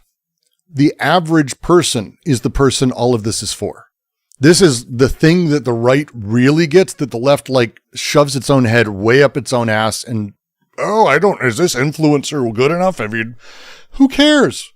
Like, are people who are seeing this scared of Antifa now? No. He's nailing it. What's going on down there is terrifying.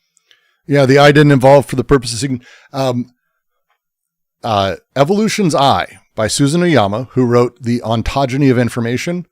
If you want, first off, read Ontogeny of Information if you have no idea what I'm talking about. Ontogeny of Information is written in a way that will help you understand how modern genetics is understood. And it was written in the 80s. So I didn't know this shit, and they taught me shit that was way out of date 20 years before. So we're all kind of fucked. You have better understanding of like epigenetics and other things, but the ontogeny of information is about how DNA doesn't have a purpose. That's not what it does. DNA doesn't know what it's going to become. That doesn't have a finished model of anything.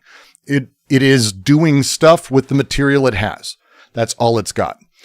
Evolution's Eye is about this process and the eye, and it's an extraordinary odyssey through the way that the eye sort of came about. But even then, I'm hesitant to say it that way because fuck, her book is so next level. So next level. And I'm glad the feds are coming to clean this up, and they can't do that. They cannot communicate that because of, whatever it is. My Pretty Pony is there. Well, it's My Little Pony. This is the second time and last time I will correct you. And also, it's important to know that the ICE detention center in Portland is in like a nice area. Like there's a Tesla store right in front. Like it's more upper middle class. It's not where like the normal Portland, protests go down. So it's like a whole different neighborhood. And so I think that's also doing it's it. on where, the like, southern the waterfront. people who It's like it's a fancy. The old spaghetti factory is around the corner, and like I don't know if you didn't see the stream. They even have signs out during the protests. Like might not be go out to the demonstration, who are there and showing up and are like, they were probably part of the Tesla takedown protest too, and they're like, yeah, it's chill. And again, the administration really, and I hate saying that like they really want a moment, because I think that we've heard mayors say that in order to temper protests, like don't give them what they want. Epigenetics is cool, for Flames. This fucked my understanding up of everything, not even epigenetics. This is, I had an understanding that the DNA had written into it human eyeball. And that's not, this is how I understood it. It's we all learn something. Here's the thing. People don't know, and I saw someone learn this today, and I remember when I learned this, and it blew my fucking mind, and it was years ago. Because I grew up with bicycle tires. You know what bicycle tires set up? A bicycle tire has a tube all the way around. And you inflate the tube. You don't inflate the tire. And so it was always weird to me when I was like, you inflate tires, it's a tire with a car, not the tube. Sometimes there's a tube, but most often, no, it's just the tire. And it's a big empty space around the wheel. And it's weird. There's it went top front page of Reddit, and everyone's like, do people not know this? Or other people like, wait, what the fuck? Because people don't know these things. And that's how I felt when I learned it. But it's also how I felt when I learned that actually there's nothing in the genetic code that says human or any of the final product. It's literally lots of little this next. That's it. There's no goal. It doesn't have a goal. The egg is the BWO. There's no goal there. The egg doesn't try to become a chicken. It doesn't know what a chicken is. There's not enough information for it to be a chicken. There's only enough information to build the next thing and to react to the combination of things that are directly around it. It's ontogeny of information. Yeah, it's wild. You can dive ontogeny of information. I think you can dive right into it. You have to have some general background in some of the language, but again, June, I know your background, so like June could do it. Sanitors, I think you probably could. I think you could probably get into it it's a big long chain chemical. It's not even a big long chain of chemical reactions. It's an instantaneous chemical reaction that starts again, that reacts to various circumstances in different ways, and that builds out of that. That's it. There's a shockingly large amount of information stored in a shockingly small amount of space, but it's not final information. Think of it as Minecraft is procedural. And in like the early versions of it, you didn't have this is what the world looks like, or this is what a world is. It was blocks spread in this way, and it would just build. That's closer. There's nothing in the code that says, here's what the game Minecraft is. You go here, and then here are mountains. The blocks had rules, and they kind of generate based on the next one and the one after that. It's programmatic, procedural. It's a completely different way of thinking about it. Susan Oyama, who's also incredibly brilliant also. And the recipe only works if you provide correct material conditions. Well, that's kind of her thing is, there's no such thing as nature nurture. We talk about nature versus nurture, but there's no such thing as that. The DNA can't do anything without the material it needs to be the DNA it needs to be. Anything short of that, and it does what it does short of that. And nature versus nurture is not really a setup. It's not really how it works. And it's kind of horrifying, actually. When you really understand it, it's kind of horrifying. Which is basically code for don't protest, don't resist, don't stand up for your neighbors who are being disappeared right now.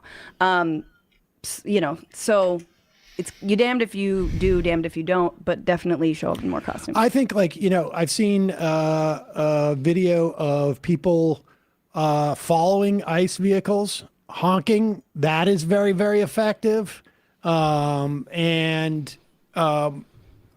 Fortunately, like a lot of the people that ICE have arrested, who have been protesting, who were charged with like impediment, or they have all gotten up. All those cases have been. They'll all, and they keep arresting people. They'll keep letting people off.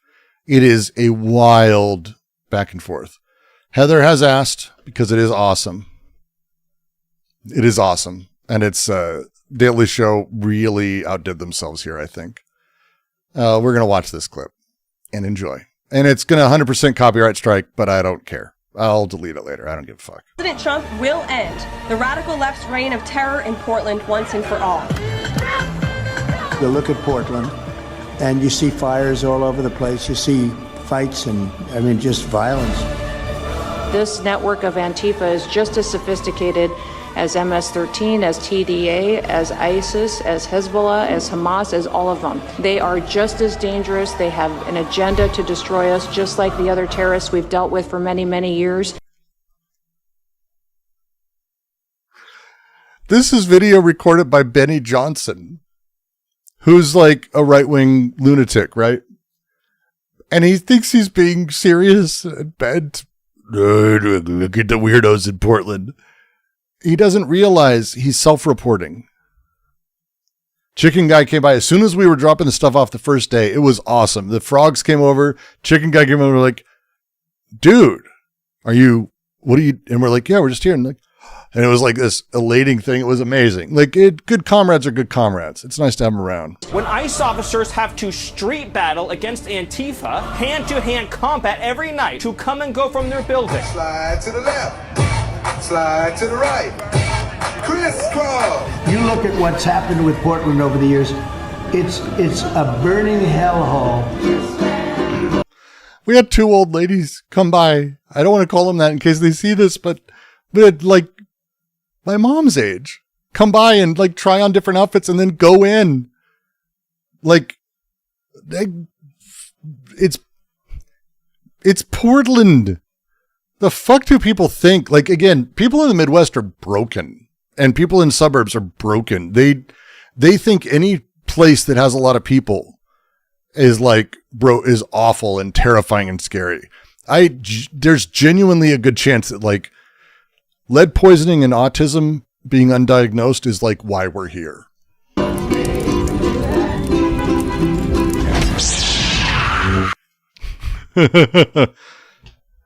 It's insane. This shit's insane. Oh God. Oh God. Oh God. What Raz? What Raz? What happened? Lead poisoning and undiagnosed autism. Lots of people who are in that boomer group, they make the comment, we just didn't have autism in my day.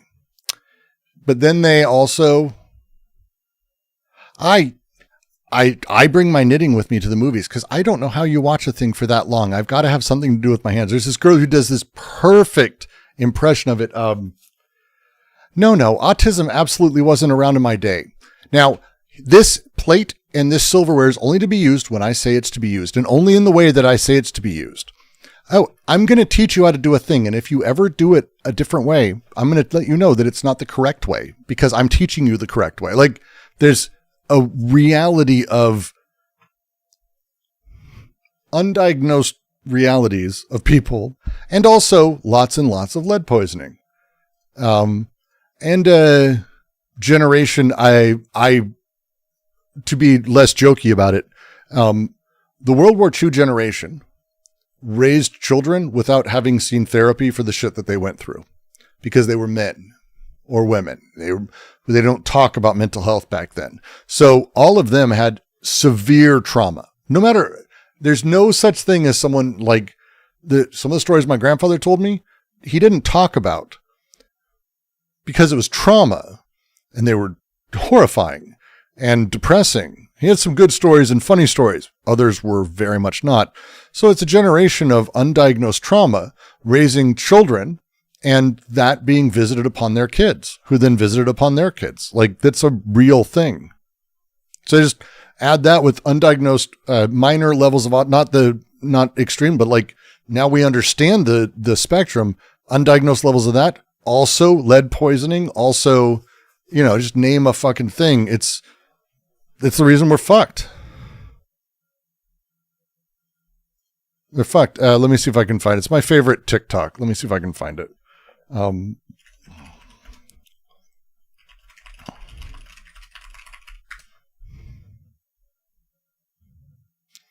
sec, if I can find this. She's one of my favorites. I'm sure I'll be able to find it. Yep, got it. Boom, bingo. All right. She's great. If you don't know her, she's great. She makes me smile. Enjoy. Back in my day, nobody had autism. Do not touch that. That is my wall of very special plates that are pretty and not to be used. You may look at them. Hello, Shirley. Yes, I'd like to make my weekly hair appointment for the same haircut I've had for the last 50 years. Ugh. I'm in a terrible mood. Why? Everything is just so bright and so loud. What do you mean you want to go out for dinner tonight? It's a Tuesday. We only go out for dinner on Saturdays. Now be quiet and eat your unseasoned potatoes that only have salt on them. Okay, grandchild, I'm going to teach you a way to do something. It's the right way, and if I ever see you do it any other way ever again, I'm going to be very angry at you because the way that I'm teaching you is the correct way to do it and is objectively better than any other way. Grandma, are you ready for the movie? Oh yeah, I even brought my crochet project with me so I can work on it while I'm watching the movie. Why are you always crocheting? Well, I'm not going to be able to stay awake through the whole movie if I'm not doing something with my hands. I don't know how you guys do it. Beautiful. Beautiful. Beautiful. Nailed it. She nailed it. She nailed it.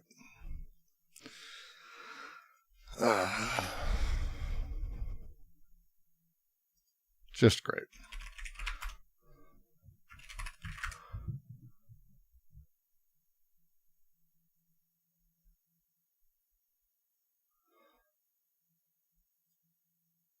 I mean, this is when we say it's the conversation's changing, I'm not joking. I think this is my interview. Yep, this is me. All right. You guys get to rate how I did? If you're ready for that, if you can handle it. If you can handle it.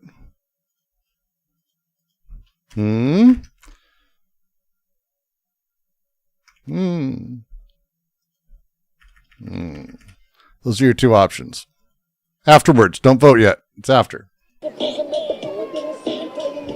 We're outside of the ICE facility in South Portland this Saturday where the crowds have It is right balanced. It is right balanced. There's nothing I can do about it.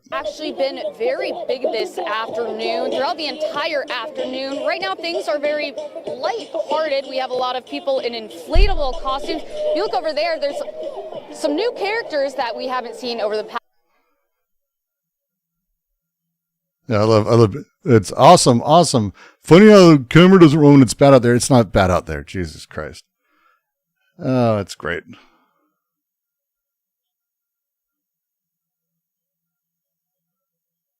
Why is this guy talking about immigrants that has nothing to do with the subject? What the fuck? What the fuck? Past few days, people say this is kind of in an effort to poke fun of the fact that Portland is being called a war zone. Now, I want to take you over here. Oh, you're still seeing the majority report? Goddamn OBS, you motherfucker. Let's come on. There it is. Over here is where they've actually been handing out, these two got some of the costumes, but they're actually handing out those inflatable costumes for free. And I'm here with Brooks, who actually put this all together. I'm one of the people who did. Also, a couple other friends of mine, like Kid, who doesn't want to be on stream. What? Kid's like, fuck you, Brooks. Because he was up for it. The woman apparently said, we need someone with a legal name, because he didn't. And I'm just like, tell her your name's Kid. No one gives a fuck. Why are you doing this today? Well, so a few days ago, we were watching as ICE was been saying that there's all these violent Antifa nutcases and everyone attacking all this violence. And we've been here. There is not. It's almost comically like... Sound is only in my right ear too. There's nothing I can do about it. It's one of the most like lame, peaceful protests. Everyone's nice. They're yelling and all that. And so we came out with a few after we saw Frogman. We're like, everyone should be in these. It deflates the situation, not intending upon, but it makes sure that everyone kind of knows this is, we're here to be, but we're here to make a statement, and that there is no reason to fear these people or be afraid, but you should be aware this is the message, and that should be the center, not the lies about people being violent or all this other garbage. What do you think of the movement? It seems like more I did okay. It's okay so far. and more people have been coming out here every day. Well, it's as people start realizing that there's a real statement to be made here and that they're able to do it in a way that's safe and not terrifying, because that's one of the reasons that they're trying to demonize Antifa, is to stop people from coming out. And as people see it safer and safer, and that they're literally Jesus dancing Christ, there's so many in the street costumes. like an animal rave. I will tell you right now, Upside Down Clown's the best fucking costume there. I'd like to say something too. So I think it's It's the best. It's the best fucking costume in the world. I could watch it. I could watch it all day because, like, I understand that it's someone's shoes on the feet, but it works so well. Like an animal rave. I'd like to say something too. So Look at that shit. I thought it was gonna be scary, and then when I got down here, they were literally feeding me. They were literally helping me out. Like they were making sure I had water. There's like 4 or 5 people in wheelchairs getting food given to them in this. Like this is it. This is so great. Sure that I was hydrated. So these people support each other, and they're out here to show some love towards all the race, because that's what America's about. You know, we're all immigrants. If you really think about it, that's where we come from. All right, and why are you wearing the costume today? I'm wearing the costume because I'm going to support the love of the people. I'm going to support all of them because I feel like it's important. It's culture. Right, fair enough. All right, thank you. And so, right, you can see across. This is directly across the street from the ice How do you facility. keep cool? So you can get toasty in there if you're wearing a little bit too much, because it's a hell of a layer. Like, you have to remember, moisture is not escaping. Moisture does not escape. This fan keeps a very specific positive pressure inside of that. So a t-shirt in cold weather, perfect. Called Operation Inflation. Link to this clip? Yeah, let's do that. Considering the processing skills of the average ICE signee, I can definitely see Upside Down Clown baffling them. I'm just... And did you guys... Dude, it baffles me. raise money to buy these? Yeah, well, we're both streamers, and we were talking to our audience one night, and they were like, oh, I'd love to throw money, because it's like $35 on Amazon to buy one of these. And so we're like, sure. And then they started throwing more and more and more, and it's kind of become accidentally a full-time job. But, you know, it's our part of what we can do. Because, again, the whole point is it deflates things. It makes this about the... My media training, can you tell it's coming back in? Back to the point. Back to the point. Back to the point. Jesus Christ. I hope it's not that visible to everyone else. Jesus. Protest first and foremost. We had police here yesterday we were talking about with 2 days ago, and they were like, the best part is they see people in these are like, those people aren't threats. If you've ever tried to run away in one of these things, you cannot. I literally worked on some of this. By the way, if you're ever going to be around media, you should have done it too. Like, you need to work on, if you're possibly going to be interviewed, you work on it. I've been fortunate. I had a lot of media training because I was in game marketing. And so I worked for companies that had a lot of money to bring people in to teach us to do this. And you cannot do it without practice, period. Do not think there is a such thing as a person who is good at this because they decided to do it one day. That's a lie. Media training is a real thing. Usually you're not as shitty about it. I'm a little more awkward. It's been a while.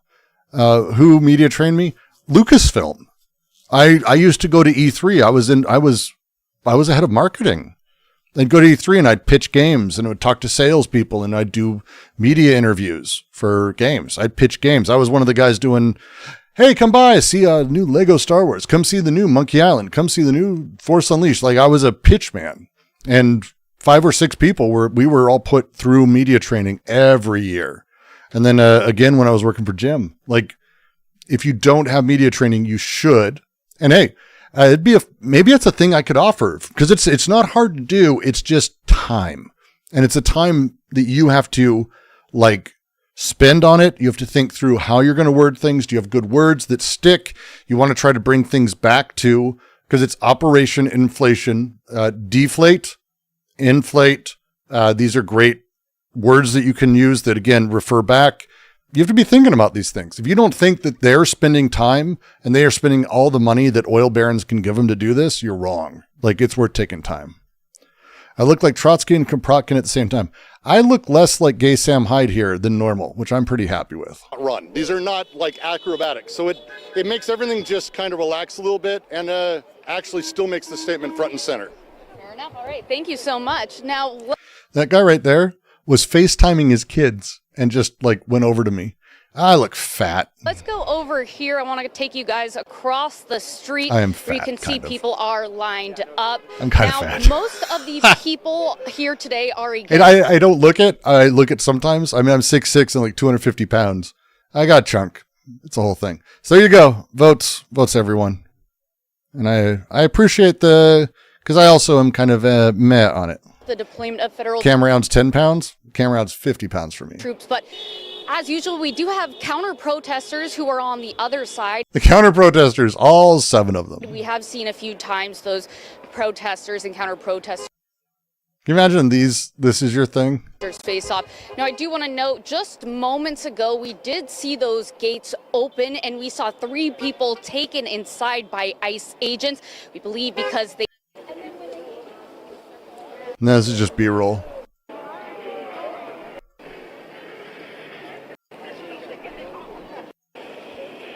That's great. That's great. Good. I'm okay with that. It's not the worst thing I've ever seen of myself. I've done worse. I've done worse. I've done worse. I've done worse. It's okay. But is that James? Yeah, when I say Jim, that's what I mean. Yes, correct.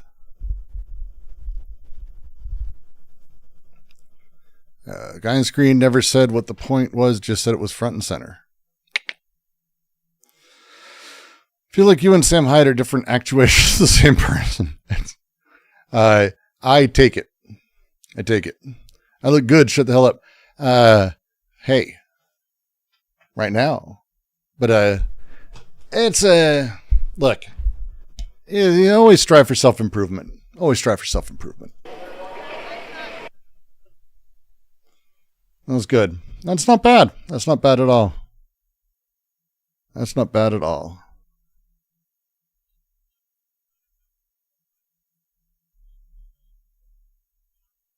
Not bad at all. Good shit. Let's see if there's anything else to be watched.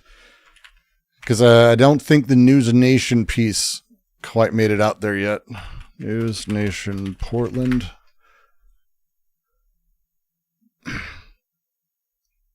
Yeah, we'll see. Videos. There's live. No, they don't have anything on there set up. So let's see. Because they did it live, so it was on TV. But like all 4 of them, 4 subscribers who actually watch that shit is a different beast. Let's see if we can zoom backwards in their live feed. Oh, I have to connect my TV provider to watch. Pass. Well, maybe they'll put it as a separate thing. I honestly don't think they'll end up putting it up. I got a little spicy with some of the stuff I said. I believe wholeheartedly, and I'd happily defend it. But that was the... Well, what do you think? President Trump thinking of bringing the National Guard? No, I'm scared of them because they're also untrained, just like ICE, and they're terrified people who are being told everyone's an enemy. Bring in the real military. Just do it, so that way the military can go, oh yeah, there's nothing here, and fuck off. Because it would take 5 minutes of them landing there and going, all right, everyone, and everyone not doing. Are they going to kill a bunch of people? That's not. The military is a different beast. National Guard, especially from Texas, they send the Texas National Guard to Portland. That's how Kent State happens. That's literally how Kent State happens. Don't do that. Jump right to the military who have the training, give us some grizzled fucking SEAL team who's seen shit. And then send them down there to these fucking people in unicorn outfits and Patrick SpongeBob, and they won't shoot people. They're not going to do that. They're going to be like, what? And that's it. Just do it. Just get it done, because they won't. Like, this is a bluff you can call. The moment the military is actually called, the generals aren't going to be quiet. The military guys aren't going to find someone to shoot or find someone to detain. There's no one attacking ICE. That's not a thing. There are people who are peacefully protesting and being dragged out of the way. That shit is boring to people who served in real wars. Real military people. That's boring. They're going to be like, they're in the way. Just drag them out of the way and that's it. It's fine. What? They're going to be bored with it. Just fucking do it already. It's the reason they want to send the National Guards. The reason they want these untrained, terrified, bigoted people at ICE doing all this shit. Because the real military would be like, no. Imagine we dropped our military into New York. Real military. Our actual military. 67th Airborne. Who are badasses. They're fucking landing and they go, yes, I would like shawarma. That's it. They've good shawarma on a lot of corners in New York. If you haven't been lately, get good hot dogs. Get the Middle Eastern food. It's phenomenal. There's a chicken place I can take. It's fucking crazy corner chicken place, but it's that. I've walked through New York in the last year, in the middle of the night.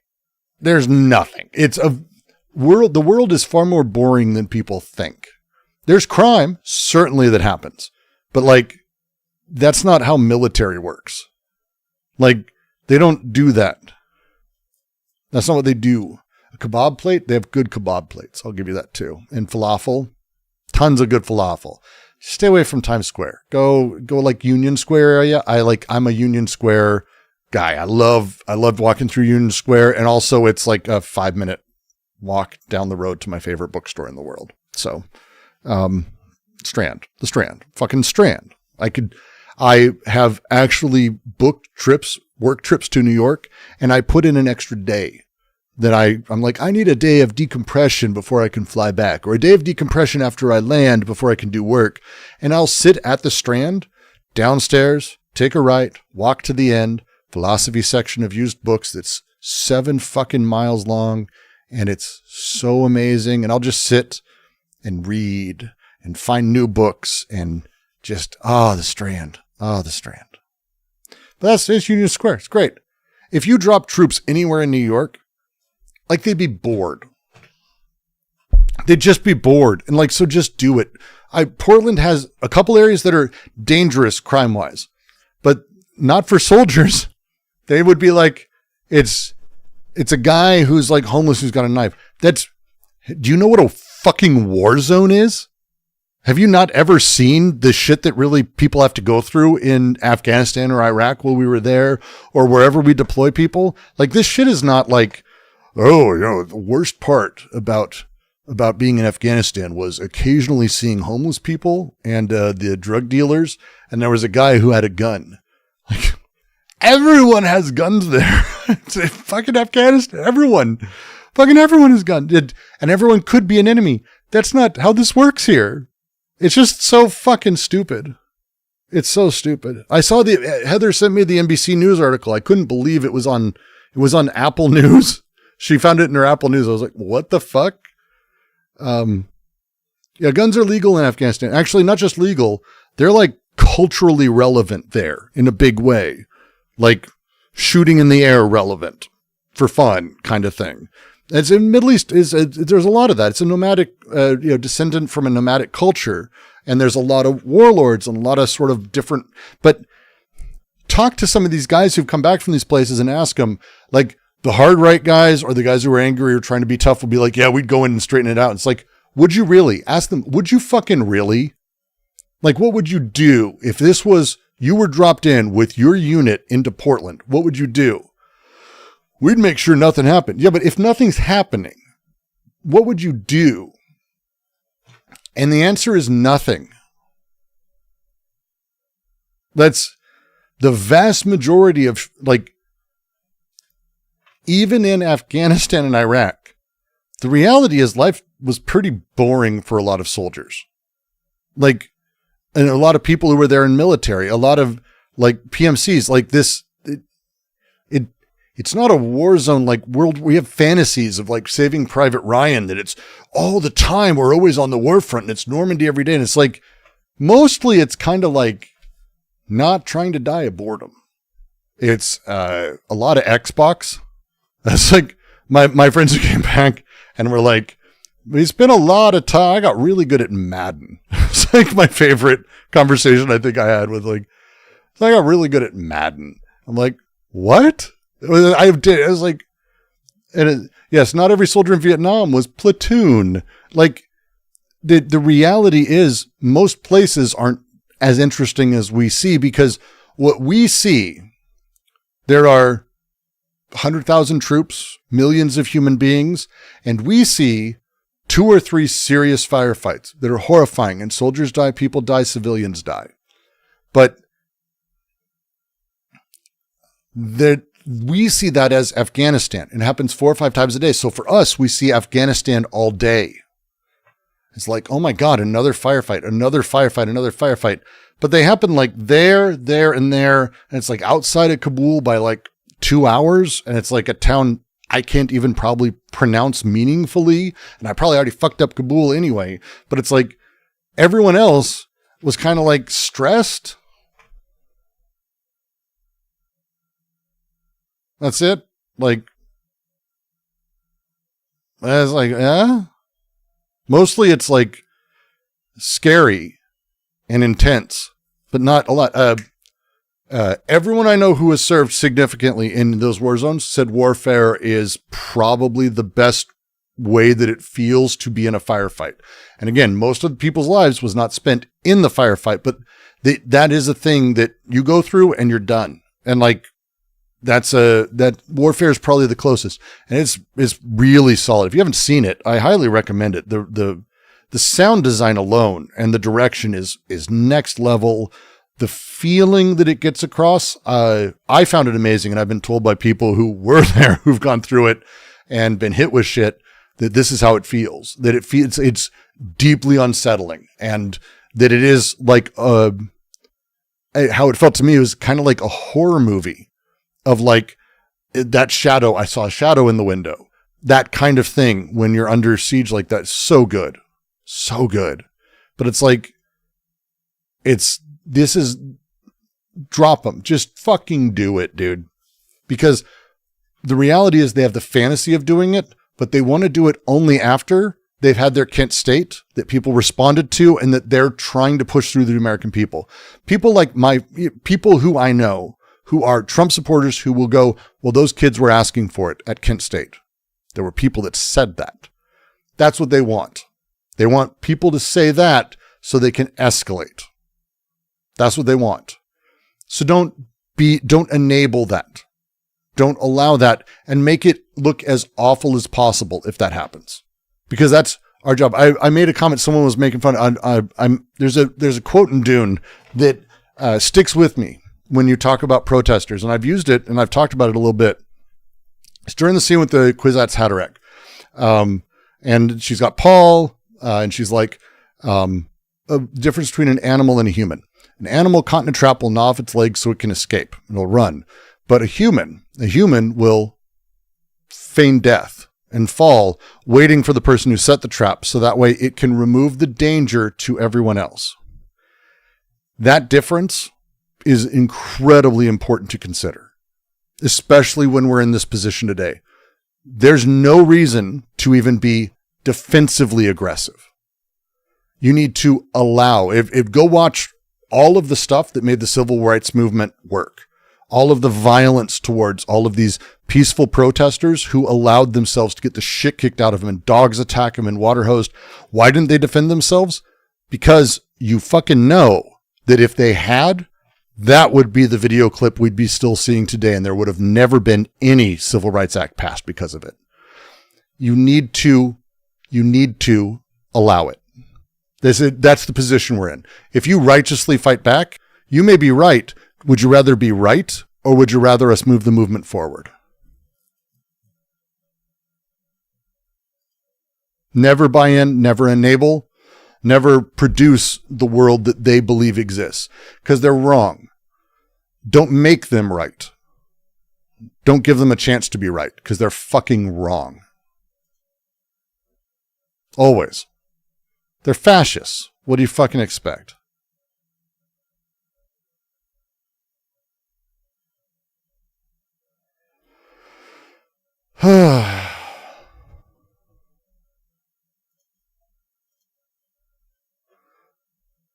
This just makes me always happy when we see this shit. And it's like,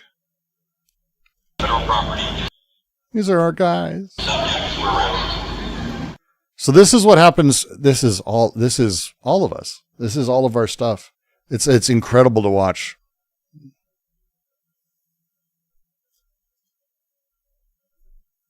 Yeah, they're counting on us to produce the narrative they need so they can edit it. They are knowing that they have a thing they need, and they're being directors trying to get it out of their actors. Do not work for fascists. Ever. You can be right. Enjoy being right in your head. But if you're right, and that video clip is the thing that they end up using that undoes all of the other work, you're on their side. They won. They beat you. They beat you. You get to be right. Guess what? That's what they care about. I don't give a fuck about being right. I care about people being able to be free and live their fucking lives without having to worry about being kidnapped, without having their children pulled out of their fucking cars in the middle of the night. I have a 3 and a, well, going to be 7-year-old shortly. He's going to be 8. Holy shit. Dexter's growing so fast. Them being torn out of school enrages me. Anyone who's a parent should not ever see any of these things and feel anything but empathy for these people. And if you feel anything but empathy for these people, you're a monster and you need to really reassess yourself. Those are the people that we're here for. Those are the people, the least of us. What you do to the least of my brothers, that's how it works, supposedly. That's the thing. And so this is the first day we were there, this was every half hour. And again, every 20, 30 minutes, 40 fucking ICE agents. They have like 7 or 8 right above on this little rooftop here. And then way above, they have a whole other contingent aiming down with all of their little, some real guns, but other pepper guns. And then they have cars that are going to drive in and out. And they would just do this. They'd yell. And everyone is like, you try to make this not look completely fucking stupid. Look at the stormtroopers here.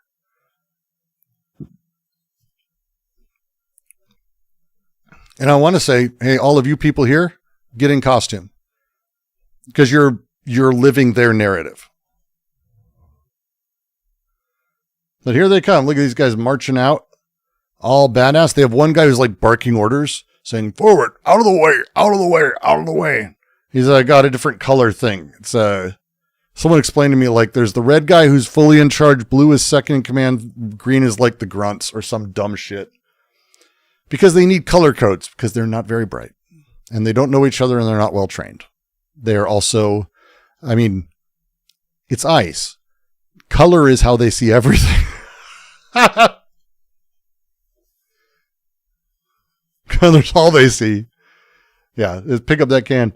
This guy dancing, and then they do it here, and then a car drives out. This is what they do every fucking 20, 30 minutes.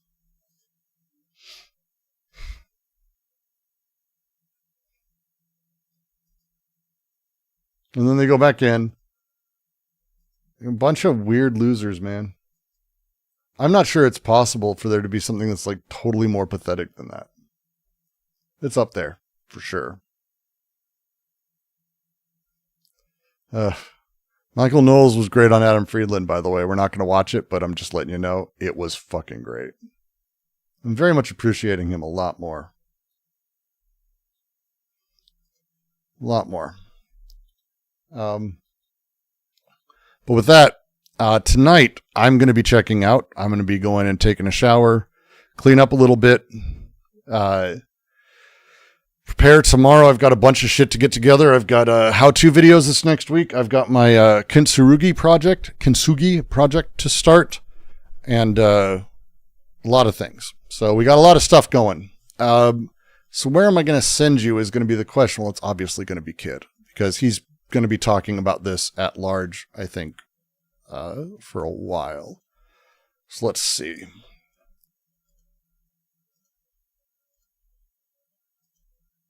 Go give Kid some love. Encourage it. Encourage all of this as we go. There's probably nothing more important. Do it, because it's incredibly important that we get this going and we set this up in the right way, because you guys are doing it. You guys are helping us do it, and it's fucking magic across the board. And I want to just say thank all of you guys. It's wonderful. If you support the QC and the projects here, obviously super chats and super thanks, always wonderful. Love to have you. The best thing you can do, join Patreon, patreon.com/DGQC. Drop a cup of coffee a month, $5 a month, $10 a month, $20 a month if you can do it. Anything you can do always helps. And of course, you can also head to operationinflation.com, buy a piece for our art project, as I keep saying. Or you can just join our Discord, discord.gg/DGQC. We got a bunch of readings, a bunch of philosophy, and you can hear me talk about all these things that I've been talking about here, but in a lot more detailed theory way, because I care a lot about this stuff. And we do some weird theory streams and read streams and all kinds of fun, crazy shit. And we'd love to have you. And with that, I'll send you to Kid and say, hey, see y'all soon enough.